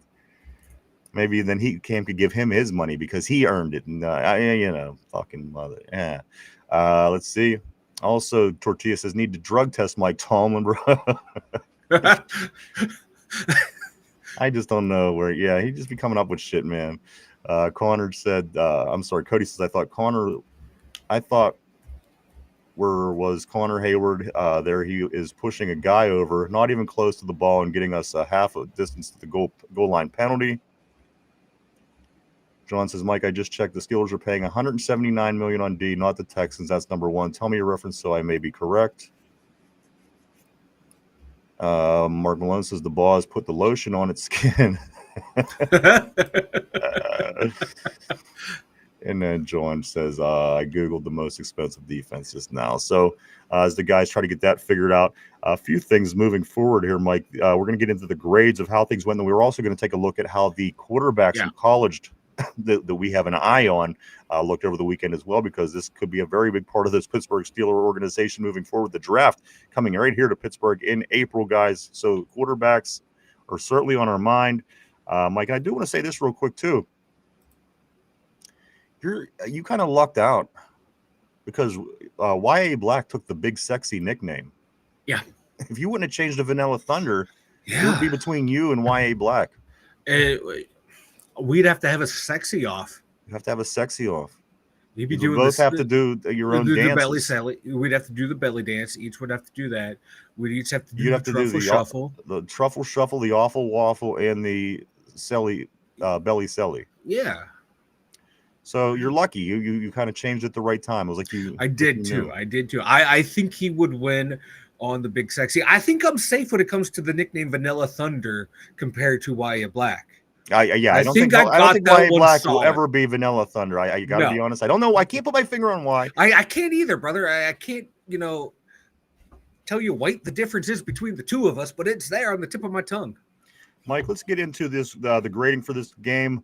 I'm going to start with the quarterbacks. You know the rules. We're going to go through the positions in order, and we're going to give our grades on what we thought of this past weekend game against the Jets to open up the season. Mike, we're going to start with the quarterback position. I give the quarterback position an A. I do. I give them an A. I thought that he did what we wanted him to do and a lot more, and controlled the game and didn't make mistakes and kept everybody. Mike, I got to give our quarterback an A. It's early. Sorry, that was an A. You couldn't give him anything less. I was going to go B plus because there were a couple forced throws or a couple times like he took there might have been one sack where he could have just ripped that ball down the field to someone and didn't. But I don't want to nitpick after a game like this. So fuck it, brother. I'm giving him an A. I think you got it. Mike. He came in, he threw 4 touchdowns. Yeah. 4 touchdowns. Didn't turn the ball over. Didn't do anything that really. And if he would have had a few more seconds, maybe a couple of those sacks might not have been a sack anyway. So again, save that until the offensive line comes around. Yeah, Mike, the running backs. I'm talking about Gainwell. I'm talking about Warren, and even KJ getting a carry, Mike, for a loss of 2 yards. What do you grade the running back room from the game yesterday?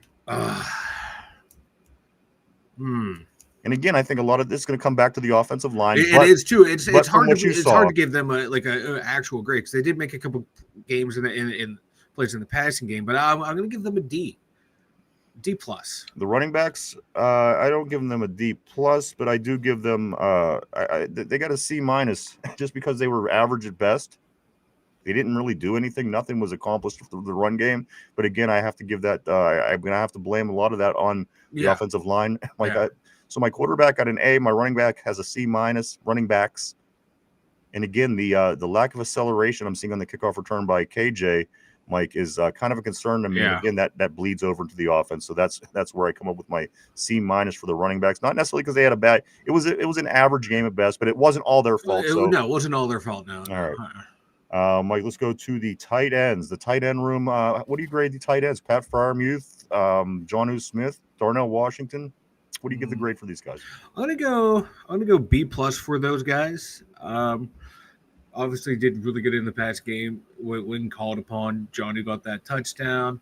I think Patty Fry had a nice third down conversion. I would have liked to see more of them when they were in there helping the O-line block, especially in the run game, trying to get some pushes on the outside edges. So it's a little nitpick on there, but I thought they could have done a better job helping the O-line block.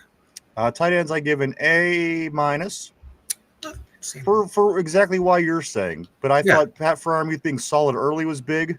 That allowed the offense to get into a rhythm, and also the touchdown by Jonnu Smith. Again, they didn't do anything bad. I thought blocking could have been better, but I think it's more interior. For that reason, Mike, I'm giving the tight ends again. They didn't do anything wrong. Yeah, I'm going to give them an A minus. I could have won a B plus, but again, it's a win. It's Victory Monday. I'm not going to bring everybody down.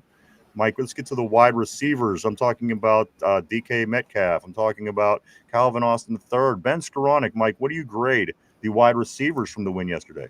I'm going to give them an A. We talked about DK. He had some plays when he had like maybe 2 drops there.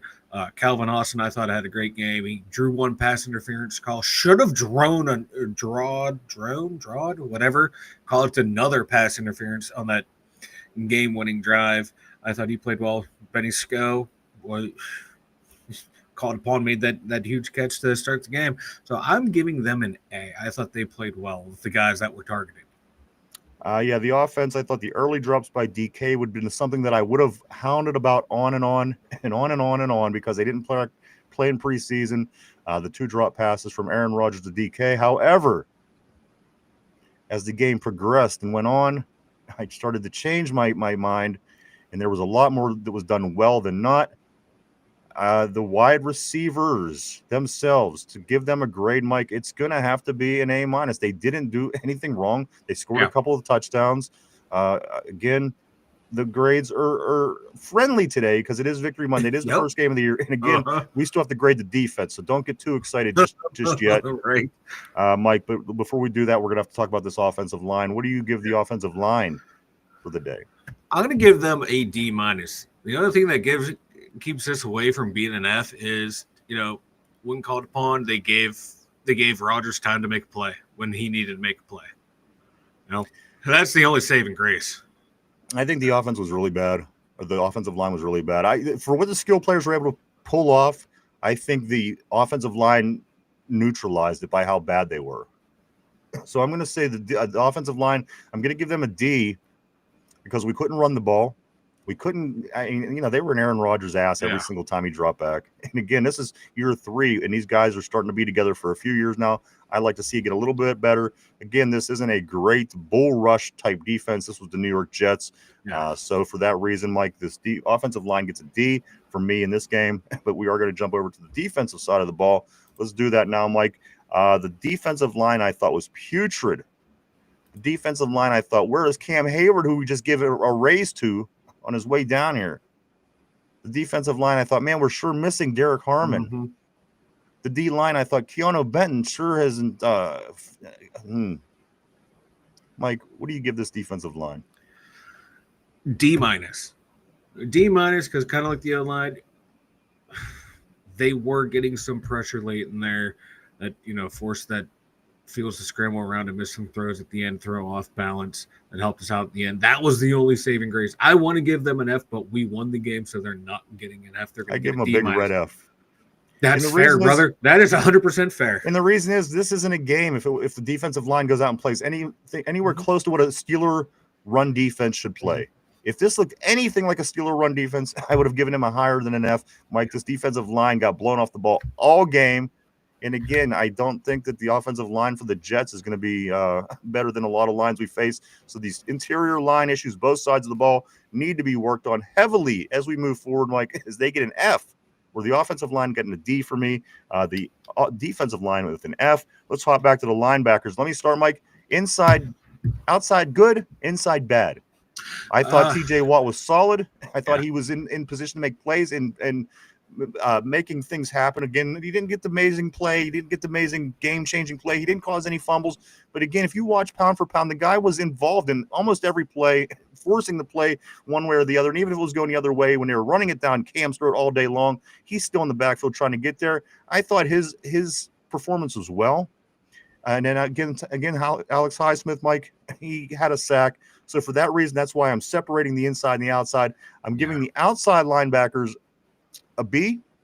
I'm giving the inside linebackers a D, because between Patrick Queen and also Peyton Wilson, there should have been more stopping of that run game, and they also were getting blown all over the place, pushed back all over the place. Like outside linebackers, B, inside linebackers, D. Yeah, I want B+ for the outside backers. For the same reason you said. That they have a wrong read here or there. Yeah, they did. That's going to happen through the course of the game. It just kind of sucks at the time it was. I had to be down at the goal line. But for the most part, I thought Highsmith and Watt played a really good game. Inside backers, D. But again, that grade's predicated on the D line not eating up blocks and letting those guards get to the second level right there. Yeah, so I think our grades are about accurate. Let's drop back to the secondary, Mike. You got the three-headed monster. I seen Slay at one time that I wasn't so happy with Slay, but if you want to even it out, you could do a lot of things that Jalen Ramsey was doing through the course of the game, and it kind of evens that out. Mike, Joey Porter, again, he dealt with the tightness in his hammy. The way that safeties were able to step up, again, I got to give a good grade to the safeties because the first half, they were making all the tackles. Everything was getting through the first two layers. Every single play, safeties had to step up and make a lot of plays. For the secondary, Mike, on the day, it wasn't a bad day. Yes, Justin Fields was able to move the ball. But again, Mike, I expect the secondary to get better. It's the defense of a whole, starting with the line out to the linebackers and then out to the secondary. Mike, I give the DBs a B plus on the day. There was never any point. Again, yes, they scored a lot of points on us, but I don't think it was because of Jalen Ramsey. No, and you know what I mean. It wasn't. It was other things going on defense. So, Mike, I give the secondary a B for the day. Yeah, I'm good with the B as well. Yeah, Slay did get beat on that touchdown. That kind of sucks. You kind of wish, I forget who the deep safety was, would have shaded with Slay. He went with, I think, Ramsey with the other receiver. At that point, you got to pick and choose. And wouldn't surprise me if Justin Fields did that little I'm going to take a peek over to the left side and pull the safety over. If so, that's a smart play by the quarterback, and the guy been on it. Shit happens in the NFL. Slay did come back. He did break up the pass on the 1-2 point conversion, so he made up for it there. Outside of Joey Porter saying, hey, Joey Porter's out with an injury, I don't remember hearing his name. And I'm okay with that as a DB. That's usually a good sign that you're doing. Well, they weren't exactly throwing a lot when he was in there, too. No, and a lot of Fields' passes were in the middle, beating tight windows. So I'm okay with the way the DBs played. And again, the D line is affecting the performance of the linebackers and the DBs. And again, give a quarterback all that time. How much money is soaked into that D line? Like again, a majority of the fifth highest paid athlete in Pittsburgh history. Cam Hayward, everybody. Mike, let's hop to the special teams. I got to give the special teams an A. Again, early on, kind of concerned about the coverage team. Kind of concerned about Connor with a penalty. But Mike, as the game went on, and as I seen Waitman, booting the ball, and as you win on a 60-yard field goal, I can't give this special teams anything else than an A. Again, week one, it's a win, victory Monday. I might be being soft today, and that's just going to be what it is. But Mike, special teams, I give an A because of a 60-yard game-winning field goal, basically. I give them an A as well. Like I'm concerned about like the yards we're giving up on kick returns, but you look throughout the NFL, kick return yardage is up. That's what the NFL wanted, and that's what they're getting. It sucks to see when it happens to your team, but we kind of, it is what it is at that point. I think Danny Smith will find a way to get the return yardage down once we figure out more and more of this kick return thing. Because you didn't see a whole lot of it in the preseason. Now we're getting to see it in live action. I'm hopeful that the returns will come down. But, Boz and Waitman, man, for me, they're giving the team an A. And the Gainwell fumble and the Skoranek recovery, that has to factor in there as well. There are a lot more good than bad on the special teams. I'm giving them an A. Mike, coaching. How do you feel the coaching was? So the defense, the offense, overall, game plan, Artie Smith, Terrell Austin. Mike, what do you grade the coaching for the day? I'm going to go C+. I'm going to go C+. The first game of the year. Mobile quarterbacks, it's typically outside of Lamar Jackson. We struggle against mobile quarterbacks. What's this when we play Josh Allen? He fucking runs all over us. So, it is what it is, but I love the way the offense moved the ball. I love the way they work people in and out. Special teams, again, was an A right there. So I'm going to go with the C+ on the coaching staff because we got the W. What I don't understand is there's teams that do very well at stopping these kind of quarterbacks. I just, again, just the lack of progress that the Steelers have in some of these particular areas. Again, the offensive line, defensive line, the way we do we do play mobile quarterbacks. So I'm going to give the coaching a C2, but I thought what the game plan for the offense was really good. And I thought that, again, you score 34 points and all the way up until last night. This was the highest scoring team in the NFL throughout the opening weekend. So some things did go well, some things not. So I'm going to go right in the middle with an average grade on my Coaching, Mike, that's going to be a C. And finally, overall, what do you give the Pittsburgh Steelers as they kick off the season against the Jets in New Jersey yesterday, getting to a 1-0 record to start? People didn't know what to think. Mike, what's your overall record for your Pittsburgh Steelers after week 1? C plus. Right. C plus. There's a lot of room for improvement on the team, and there's a lot of areas that where are looking good. So you want to keep those good habits going on those areas, but you want to reinforce the bad. So C plus, a lot of room for growth. I'm going to go right in between what you and Phil are saying. You say C plus, he says B. I'm going to say a B minus. I'm going to give this team a B minus overall, just because again, it's the first game of the year. We did win. It's Victory Monday. Yeah. I'm going to be soft, and today it's a B minus overall. I want them all to get better, Mike, but those are the grades. Mike, who is your game ball? Who does your game ball go to? Like you said, there are a lot of good people who can go to. Kenny Gainwell making plays on special teams. Skoranek,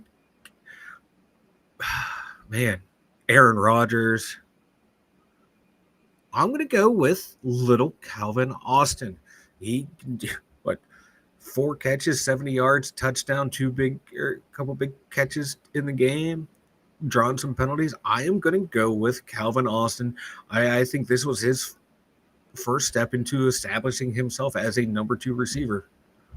My game ball, I think it's obvious.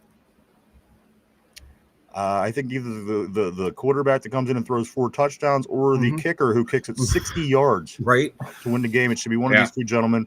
My honorable mention would be Jalen Ramsey. I think, again, he brings more to the table than on that defensive side of the ball. And I think as long as they let him be the leader, maybe things will start getting better. But game ball on the board field is still saying Ben Skoranek. Or is that 50? Yeah, 15 Skoranek. Yeah, 15's. Yeah. So I think it's obviously either A or B. Yeah. It wouldn't have got to B if it wasn't for A. Yeah. A had to put up 4 touchdowns to be in a position for B to win the game.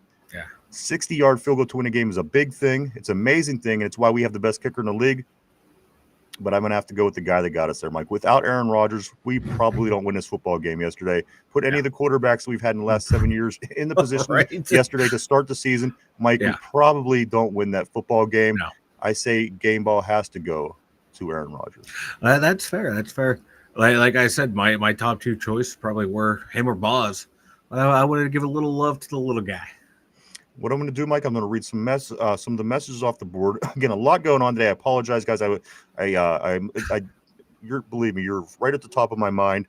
What I'm going to do is I'm going to read off some messages. We're going to go through the list of what the quarterbacks did that we have an eye on, because there's some interesting numbers, I think, Mike, especially coming off of week 1 last week. Arch Manning, Lenora Sellers, we'll talk about that in just a second. And then we'll also give a list of what the league did as far as scores. Mike, of course, the Pittsburgh Steelers and the Cincinnati Bengals are in first place in the AFC North, as the Browns, surprise, and the Baltimore Ravens sit there with 0-1 records. Again, every game is so important. You win the one that you're supposed to win this early. I don't care if it's the Jets. I don't care if it's the Cardinals. I don't care if it's the Panthers. You can't go out and lose this game if you want to be treated as a serious contender in January. This game needed to be won. Otherwise, you come back and say, we missed the playoff by 1 game. Well, guess what? You lost to the Jets the opening day. This game is big, Mike, for so many reasons. It might not seem like it, and people are going to say that, you beat the Jets. No, you know what? This is a game they needed to win, and they won. I take that as a win, baby. And again, we're 1 game ahead of Baltimore. A lot of things happen through 17 games, but I will take a 1-0 start no matter what, guys. This is what went. Let me jump on the board. I don't want to miss anybody any longer here. All right here, I do believe is where we. Okay, so I'm going to start with Finchy. Finchy's saying Dr. Thunder is greater than YA Black. Ooh. I don't know who Dr. Thunder is, but I know who Vanilla Thunder is. Cody says I'm on the Aaron Rodgers hype train. Me too. Me too. John says January 21 was the last time a Steelers quarterback threw 4 touchdowns in a game, bed did it in the Browns playoff loss. We remember that one all too well. I know, yeah. Let's see. Also, Vegas says he doesn't evade anyone on kickoff return. I think we're talking about Johnson. KJ. Yeah. Just again, I wish I'm seeing more from him in the opportunities that he's given. John says wide receiver 2 was a collective of receivers, and that is okay with me. Me too. I mean, I guess we have no choice at this point, but that's the way it's going to be. And you know what? If it's working, sign me up, because it worked yesterday. And again, we still haven't hit Roman Wilson, and we still haven't hit Darnell Washington, which, again, I think you add those two weapons into the arsenal, you become even better, more dangerous as a team. How can you forget Scotty Miller, brother? And Scotty Miller. Scotty doesn't know, baby. No. And Cody says, you have a good quarterback when your number one wide receiver drops a pass and the quarterback goes right to him on the next play and he goes for 30. And you know what? When he hits that stride, that DK, he's like a track runner. It doesn't look like he's running. The next thing you know, he's gaining separation on everyone. His legs are like 9 feet long. It's like watching Usain Bolt run. Yeah. Richard says let's see some grades on him. He says Aaron an A, running backs a C, wide receivers a B+, tight ends a B-, offensive line D+. That's pretty much right where I'm at. John saying the O-line an F. I only give the O-line a little bit more credit than the D-line because we were able to do more on offense. We were able to continue to get things done. They held on just enough where I thought the defense just got dominated all game long. And again, that certainly would have been the reason if we would have lost that football game. And the Jets have two really good guys up front, like Quinnen Williams, like I talked about on Friday, and who's it? Well, Will McDonald on the outside. He had a breakout year last year, and he's undersized, but he is so fucking quick out there. He can fool you, but that doesn't excuse Rodgers Jones. Rodgers Jones should have been able to beat his ass up. Cody says Ramsey did drop Wilson at the end, and even better, those two were going at it all game. I'm a big Ramsey fan to Ramsey and Rodgers. Mm-hmm. I love me some Jalen Ramsey. I like him a lot better than I thought I was going to. Again, with Rodgers, the same way. Now they're on my team. I love these guys. Oh, fuck yeah. When they weren't on our teams, it's like, fuck those guys. Now they're here. I love them, brother. John saying Jets had 182 yards rushing, D, line, and F. I agree. D line's an F. No two ways about it. John also says he follows it up by saying the Steelers' D overall performance wasn't worth the price. Cody says people were saying if it wasn't for the game last night, Rodgers was the best quarterback of the day. I agree. Oh, of the day, yes.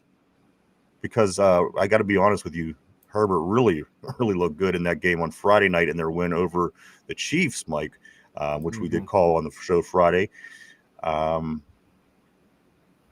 Richard, my man. Richard says defensive line, D-, outside linebackers C, inside linebackers D, secondary B-, special teams B, and Boz A+.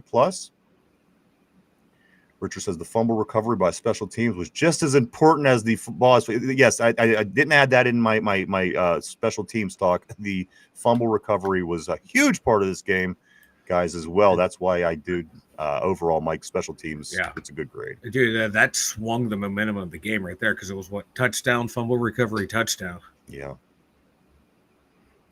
Richard says offensive coach B+, defensive coach C-. Field of Steel gives his game ball to Skoranek. Mark Malone says his game ball goes to Kenny G, not the football player, but the musician. Field of Steel gives his game ball to Peaches. Hey, with the beauty like that, huh? And trust me, Peaches knows what to do with balls. Yes. John says Boz's field goal had plenty of room. He could have hit it from 70. Follows it up by saying the Browns field goal kicker missed 2 field goals the Browns had that game.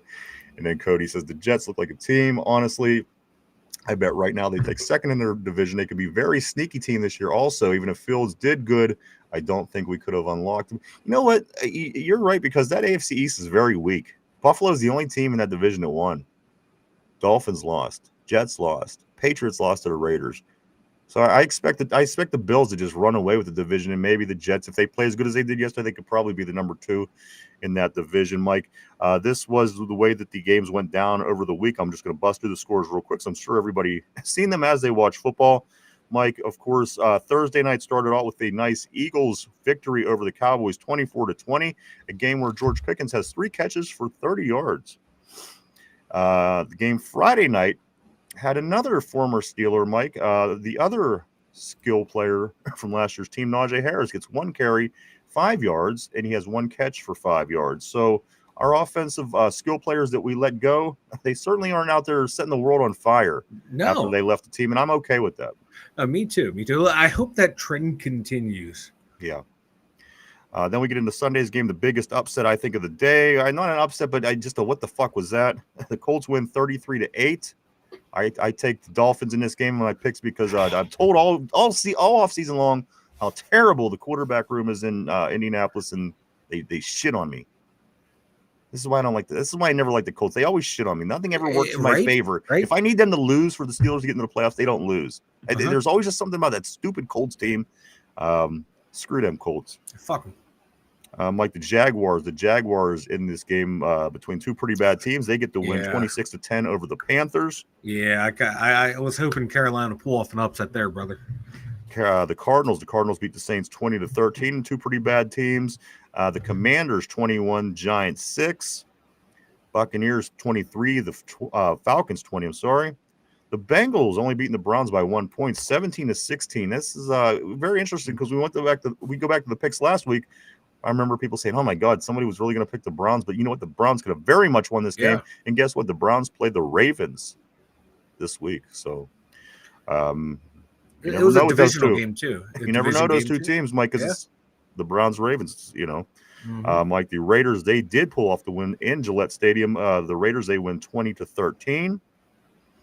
49ers 17-13. This game could have went either way. I know that I'm watching it closely because I had the Seahawks and they lose because this is who we're playing next week. I'm paying attention to them. They were up 13-10. They lose 17-13, and I got to be honest, San Francisco looked like crap too. Oh, they look like crap, and I thought that Purdy, when he threw that last interception, was like, that game is over. They find a way to win. It was it became a little sloppy down the end there. I thought Seattle was going to win it.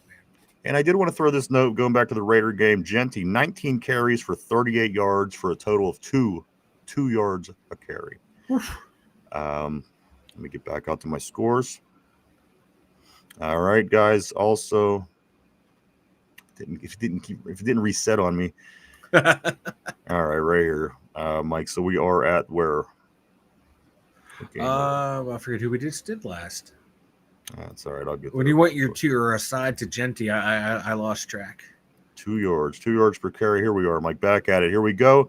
The Titans in the Broncos game. This was a game that was a little closer than I expected. Just by the way the Broncos were able to play last year, they looked like they were going to become a good team. Bo Nix, they only squeaked this one out like 20-12. Dude, this could have went either way, really. It could have.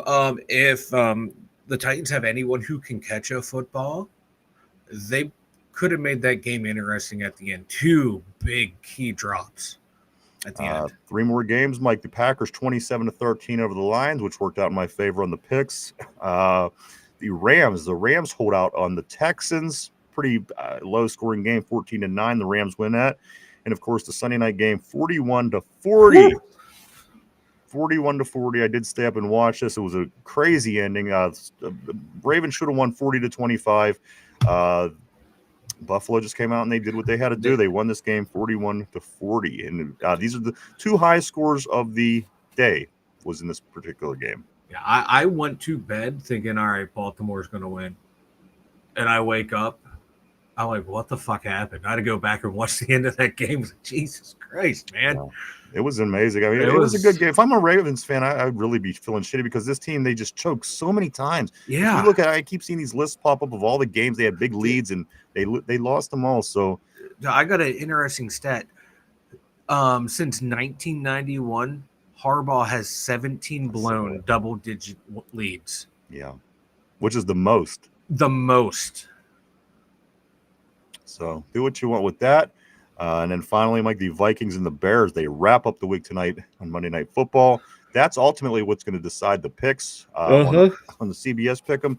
Again, we'll pull that up tomorrow along with our other picks from here right on the show and get into all that stuff. But the weekend, pretty crazy. It started with Dak Prescott getting spit in his face.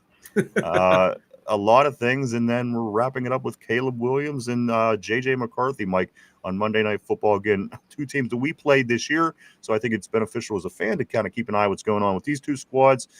We do play Minnesota in a few weeks in Ireland, and then the Bears further down the road. But so there you go. That wraps it up tonight.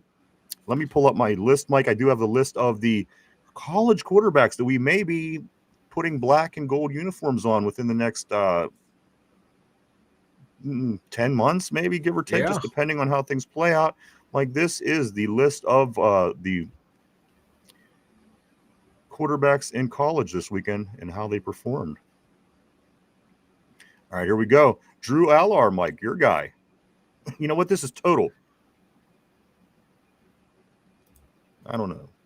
How many touchdowns did Allar have this week? Because this has I can't remember. This has him at 3 total. Does he have 3 in 2 games or 3 in 1 game? I'm pulling it up right now, brother. Give me 1 second here.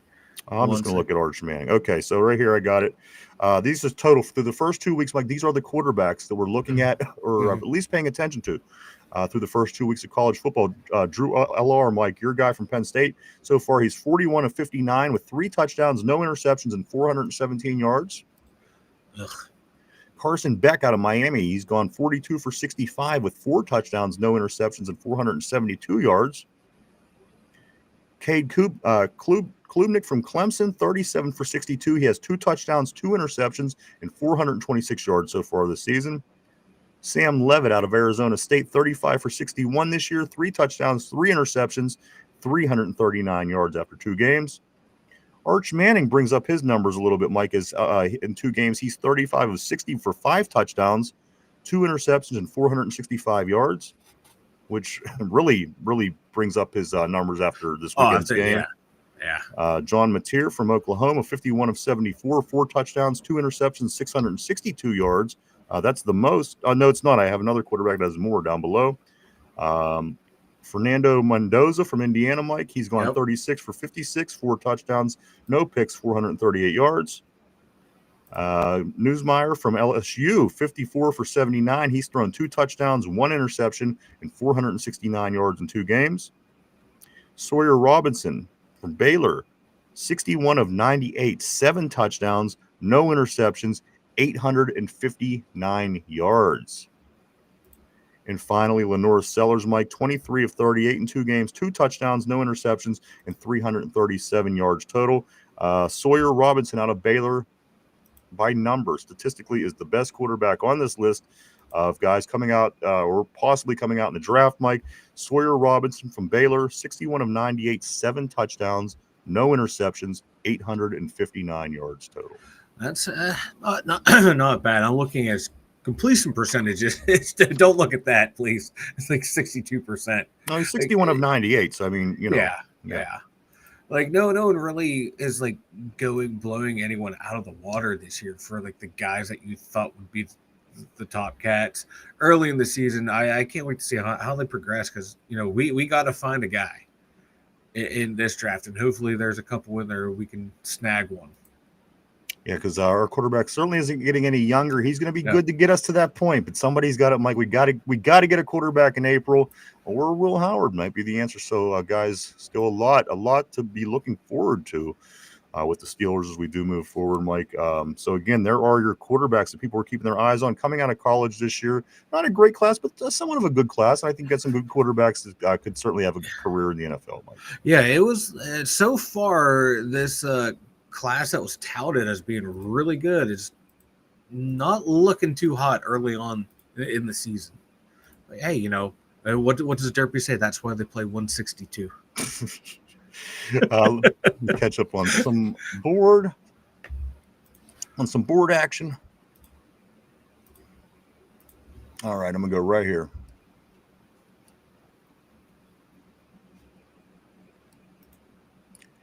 The Giants are already figuring out Wilson is all platitude and no performance. That didn't take long. Phyllis still says, I never fell for the moon ball. I kind of fell for it, but I didn't like it. I don't know. Yeah. I fell for it because he was my guy and I had to, but I never really liked it. I was never a big fan of the moon ball, guys. So, Mike, that's up everything on the board. A couple of things here. I do want to say our college football teams. Pitt beat Central Michigan 45-17. They play the backyard brawl at West Virginia next week, Mike. West Virginia lost to Ohio. Not Ohio State. West Virginia lost to Ohio. Bobcats, baby. So we get this team, Mike, and it was actually supposed to be College game day at Morgantown, but the fact that they lost to Ohio, College game day is not going to be at Pitt, West Virginia this week. Mike, Penn State, they win 34-0. They were only up 13-0 in the third quarter of this game. I was wondering what was going on. Mike, they turn it on. They win 34-0 over FIU. They host Villanova next weekend. Hey, it's preseason right now for us, Penn State. It's going to take Aller another game to his in mid-season form, thrown to the other team looking like a complete idiot. Okay, give him time. He's getting there. And again, Mike, back to the NFL, the inactives for the Steelers going into the game: Nick Herbig, Sharping, Pete, Automu, Harmon, and Skylar Thompson were all inactive. Take a long, hard look at Andrews Pete. I think he should be starting at left tackle. He may eventually be. There was talk during the game, like, oh, maybe we'll see Calvin Anderson out there. I think the next best bet would be throwing Rodgers Pete out there. This guy, he's done it before. Let's see if he still has anything left in the tank. Tortilla saying Mendoza was a Cal last year. Glad to see him balling out. Mendoza. And then also, guys, for our other football team here, our soccer team, of course, the Pittsburgh Riverhounds, they win over Oakland Roots like 2-0. They will be hosting Louisville City FC this coming Saturday at 7:00 p.m. Pirates get swept by the Brewers over the weekend. Sorry about that. They have a series against the Orioles starting tomorrow. But the Pirates, Mike, they do have one of the best records in the league since the All-Star break. So do what you want with that. That's the Pittsburgh Pirates. It's what they do. But, Mike, you know what else you could do? Why don't you tell everybody about the website? The2dumbyinzers.com. Check it out, everyone. It's over there. We got all of our social media links. So if you're new here, check it out, man. Follow Ryan and I everywhere we are at the merch store. And the Dumb Thoughts are back, baby. Vanilla Thunder's Dumb Thoughts about the New York Jets, Pittsburgh Steelers game. Check it out, brothers. I think you'll like it. Funny little notes here and there about the game. Check it out at the2dumbyinzers.com. All right, guys, time for question of the day. How well do you know your enemy? How well do you know your opponent? Of course, we do play the Seattle Seahawks in the Steelers home opener in just 6 days from now. That's right. The Steelers will be hosting Seattle. A little rematch of Super Bowl 40, 20 years ago when Jerome Bettis retired. That's right, 20 years ago. We could look back on that. Guys, put on your thinking cap. Everybody on the board, everybody at home. Here we go. Question of the day. Did the Seattle Seahawks win any division titles when they played in the AFC West? Of course, back when the Browns came back as an expansion team that shoveled and shuffled teams around, pushing the Seattle Seahawks to the NFC. My question of the day is this. When they were in the AFC, did the Seattle Seahawks, did they ever win any division titles? That's a tough one, man. They had some good players out there on those teams. Take a minute to think it over. We're live 5 days a week right here, Monday through Friday, 11 a.m. to 12 p.m. Eastern Standard Time every day right here on the tube. Question of the day. Did the Seattle Seahawks win any division titles when they played in the AFC West? Again, people forget about this. It was only in the 90s. The Seattle Seahawks were in the AFC West, and the Colts were in the AFC East. It was different times before the Browns came, and they had to shuffle divisions around. Yeah. Tortilla's saying yes. He says yes. And then Phil is still also saying they had Steve Largent. He says yes as well, Mike. Did the Seattle Seahawks ever win a division title in the AFC West? Richard's saying no on the board. You know what? I was initially leaning towards no. And I'm seeing the pick guru so far, Richard. Let me give you a hint. They've got 9 division championships in the NFC West. I'm going no. So they did not win any division titles in the AFC West, is what you're saying. I'm going no. All right. Is this your final answer? Final answer. All right. I'm locking you in place, Mike, on the no. Question of the day, guys. Did the Seattle Seahawks ever win any division titles in the AFC West? They were there for a minute. Got some no's, got some yeses. Mike, you say no. They've won 9 titles in the NFC West since being over. The answer to the question is, did the Seattle Seahawks win any division titles in the AFC West Mike, in 1988 and in 1999 were the two times that it was ever done. Seattle did win 2 division titles in the AFC, 88 and 99. Damn. And then they got switched around. So Yeah. a lot of people forget that, Mike, that the Seahawks played in the AFC. Especially younger people. You come up and you grow up and you only know them in the NFC. Like I occasionally forget about it, and I remember them playing in the West. With Ricky Rodgers back in the day, and Steve Large and Chris Warren. And, over the years, David Craig. They had a lot of decent players. They've had good players come through there. Players. So, a couple other things, Mike. We have the Seahawks after the Steelers' big win over the Jets to kick off the season, Mike, 34-32. The Steelers will be hosting Seattle next week, guys. So right here at Acrisure Stadium, the 1-0 Seahawks, after coming off the 17-13 loss to San Francisco, will be traveling all the way across the country to play Steelers. This will be a Sunday 1 o'clock game. Looking forward to that, and I do believe, Mike, without anything crazy happening, I think the Steelers could potentially be sitting at 2-0 this time next week, and we could extend our Victory Mondays another week. But again, a lot happens between now and then. Let's see what happens through this week. Let's see how injuries look. Let's see how practice goes. Let's see how everything goes. Because again, less than a week, we were back at it, guys. Doesn't it feel great to be back in Steelers season? I don't know how many times I thought to myself, this is freaking awesome. I love it. Our team is back. Watching them play a meaningful game and then getting out there, throwing 4 touchdowns, winning the season opener. Jets, Cardinals, Giants, whoever the hell it is, I don't care. We're 1-0. And again, if it was us losing against anybody, they would certainly come at us telling us about how shitty we are. So, you know what? Enjoy it. Enjoy your Victory Monday. Smile a little bit. Think about the good things. Yes. But then also think about those little things that the things they have to do to improve, guys. Again, I think that those things get improved this week. As you see, we're going to see a more traditional offense. But that's obviously something we have to work on moving forward, because you're going to see these kind of offenses on and off through the season, and definitely in the playoffs once that comes January. So a lot of work that does need to be taken there in practice this week, Mike. But again, Steelers, Seahawks, Sunday. I also do want to say, if you haven't had a chance, swing over by any of our social media sites. We are all over social media: Facebook, X, formerly known as Twitter, Instagram, Threads, and even TikTok.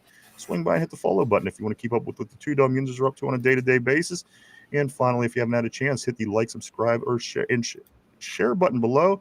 Helps us out greatly. We certainly appreciate it. Mike, anything before we start getting ready to wrap it up? Yeah, give me 1 second here. I'm responding to Steele. I had something bookmarked. I wanted to bring it up here. Franco Harris with Seattle. Yeah, Franco Harris. Hey, what do I always say about guys who want more money here? Franco Harris retired to Seattle Seahawks. Jalen Ramsey, according to our friends at PFF, because they're being nice to us, 87.5 coverage grade, 24 coverage snaps, only 6 receiving yards allowed, with 2 forced incompletions. Didn't Watt lead the way? I think Watt led the way for PFF picks. I think so. Yeah. So PFF looking kindly on some of our guys for the first time in forever. So I love them today. My God, it's Victory Monday. The journey getting there may have been rough, but oh my God, it's all worth it, baby. Hey, guys, everybody, we all waited for this for so long, talked about it, speculated, talked rumors, tried to figure things out. We're sitting here at 1-0 after 1 week, guys. We, put a smile on your face, enjoy it. We have 5-6 days. And then when we get back to it, we'll get back to work and hopefully see this defensive line and offensive line come together a little bit more. Another week of practice. Now you got tape of a real live game. They could go in and try to fix things. So hopefully that all gets moving in the right direction. And then as well, also, Phil, on the website also as well, if anybody ever forgets about the pick, if everybody wants to do the picks, you can always go over to the website, and then Mike does have the link over there as well.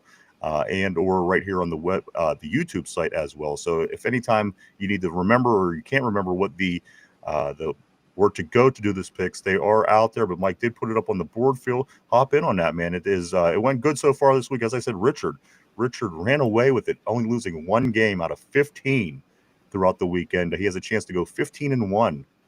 Mike, 15-1 like the Steelers did back in the day, 15-1 back in 2004, and he could. I can't say there's somebody right beneath him by 1, so it's going to depend on how tonight's game between the Bears and the Vikings go.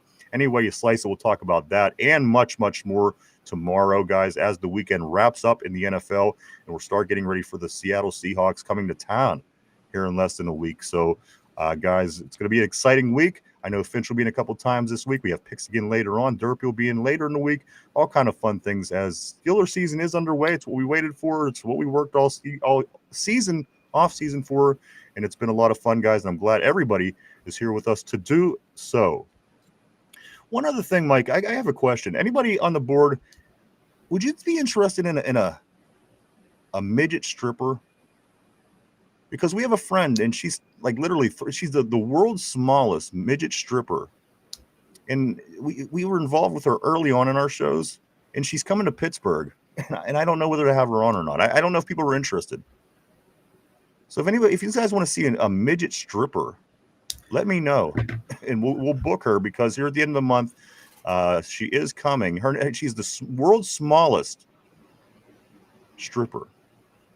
Again, we met her early on with the show, and I was going to invite her to have her come on because she is coming to Pittsburgh to do her stripping, and I thought about having her on. But again, I don't know, if the board's into it, if the viewers are into it, we'll have her on. I don't know. I just don't know what the consensus is. So let me know. I'll ask again tomorrow when we're, in the middle of the show. Finchy saying bring on the midget stripper. If Mark Malone's still here, he's probably chomping at the bit. Yeah, to get the midget stripper on. I'll wait till you know what I'll do. I'll put a poll up tomorrow. I'll ask mid show tomorrow. That way, we got a volume. We'll ask then. But again, midget stripper. She's coming back to town here in the end of the month, and I want to get her on. But again, I don't want to bore everybody. If maybe people don't want to see the midget stripper, maybe they do. So again, we'll ask again tomorrow and the next day, and try to get that figured out. And if we do, we'll get Cassie. We'll have her come by. She is the world's shortest stripper. So there you go, guys. Mike, anything before we wrap it up? Great show, everyone. Victory Monday. Bask in the glory, baby. Tortilla sisters, she do weddings. I'm sure she'll do anything for a couple bucks, man. I don't know. Whatever the strippers do, but she could be a lot of fun. Again, she is the world's shortest stripper. See, I want to have her. I just don't want to bore everybody. I don't know if anybody wants that. If they do, we will. If they don't, we won't. So we'll continue to inquire. Mike, I do think that's it, my friend. Anything else? So. No, man. I got nothing, man. It was some good Steeler talk today. I love it, brother. All right, everybody. Listen, we thank you so much. We truly, honestly do. We wouldn't do it without you. Thank you so much. You guys on the board, you guys are amazing. Always keeping things interesting here on the show. We wouldn't do this without you guys, everybody at home. Maybe you're in the car, maybe you're in the gym, maybe you have your pods in, or you're just at home watching on your TV. Thank you, too. We'll be back tomorrow at our regular time. Go over everything that we have collected between now and then, and much, much more. Again, NFL wrapping up this first week tonight, guys. The Bears hosting the Vikings. So some implications of things to come for us as well with these two teams tonight on TV. So we'll be watching that one close. But again, tomorrow we'll be back. We'll hope to see everybody then right here at our normal time. For Mike in the Steeler Central Mobile Studio, for myself, the Two Dumb Yinzers, happy Victory Monday. Here we go, Steelers. See everybody tomorrow. Bye-bye.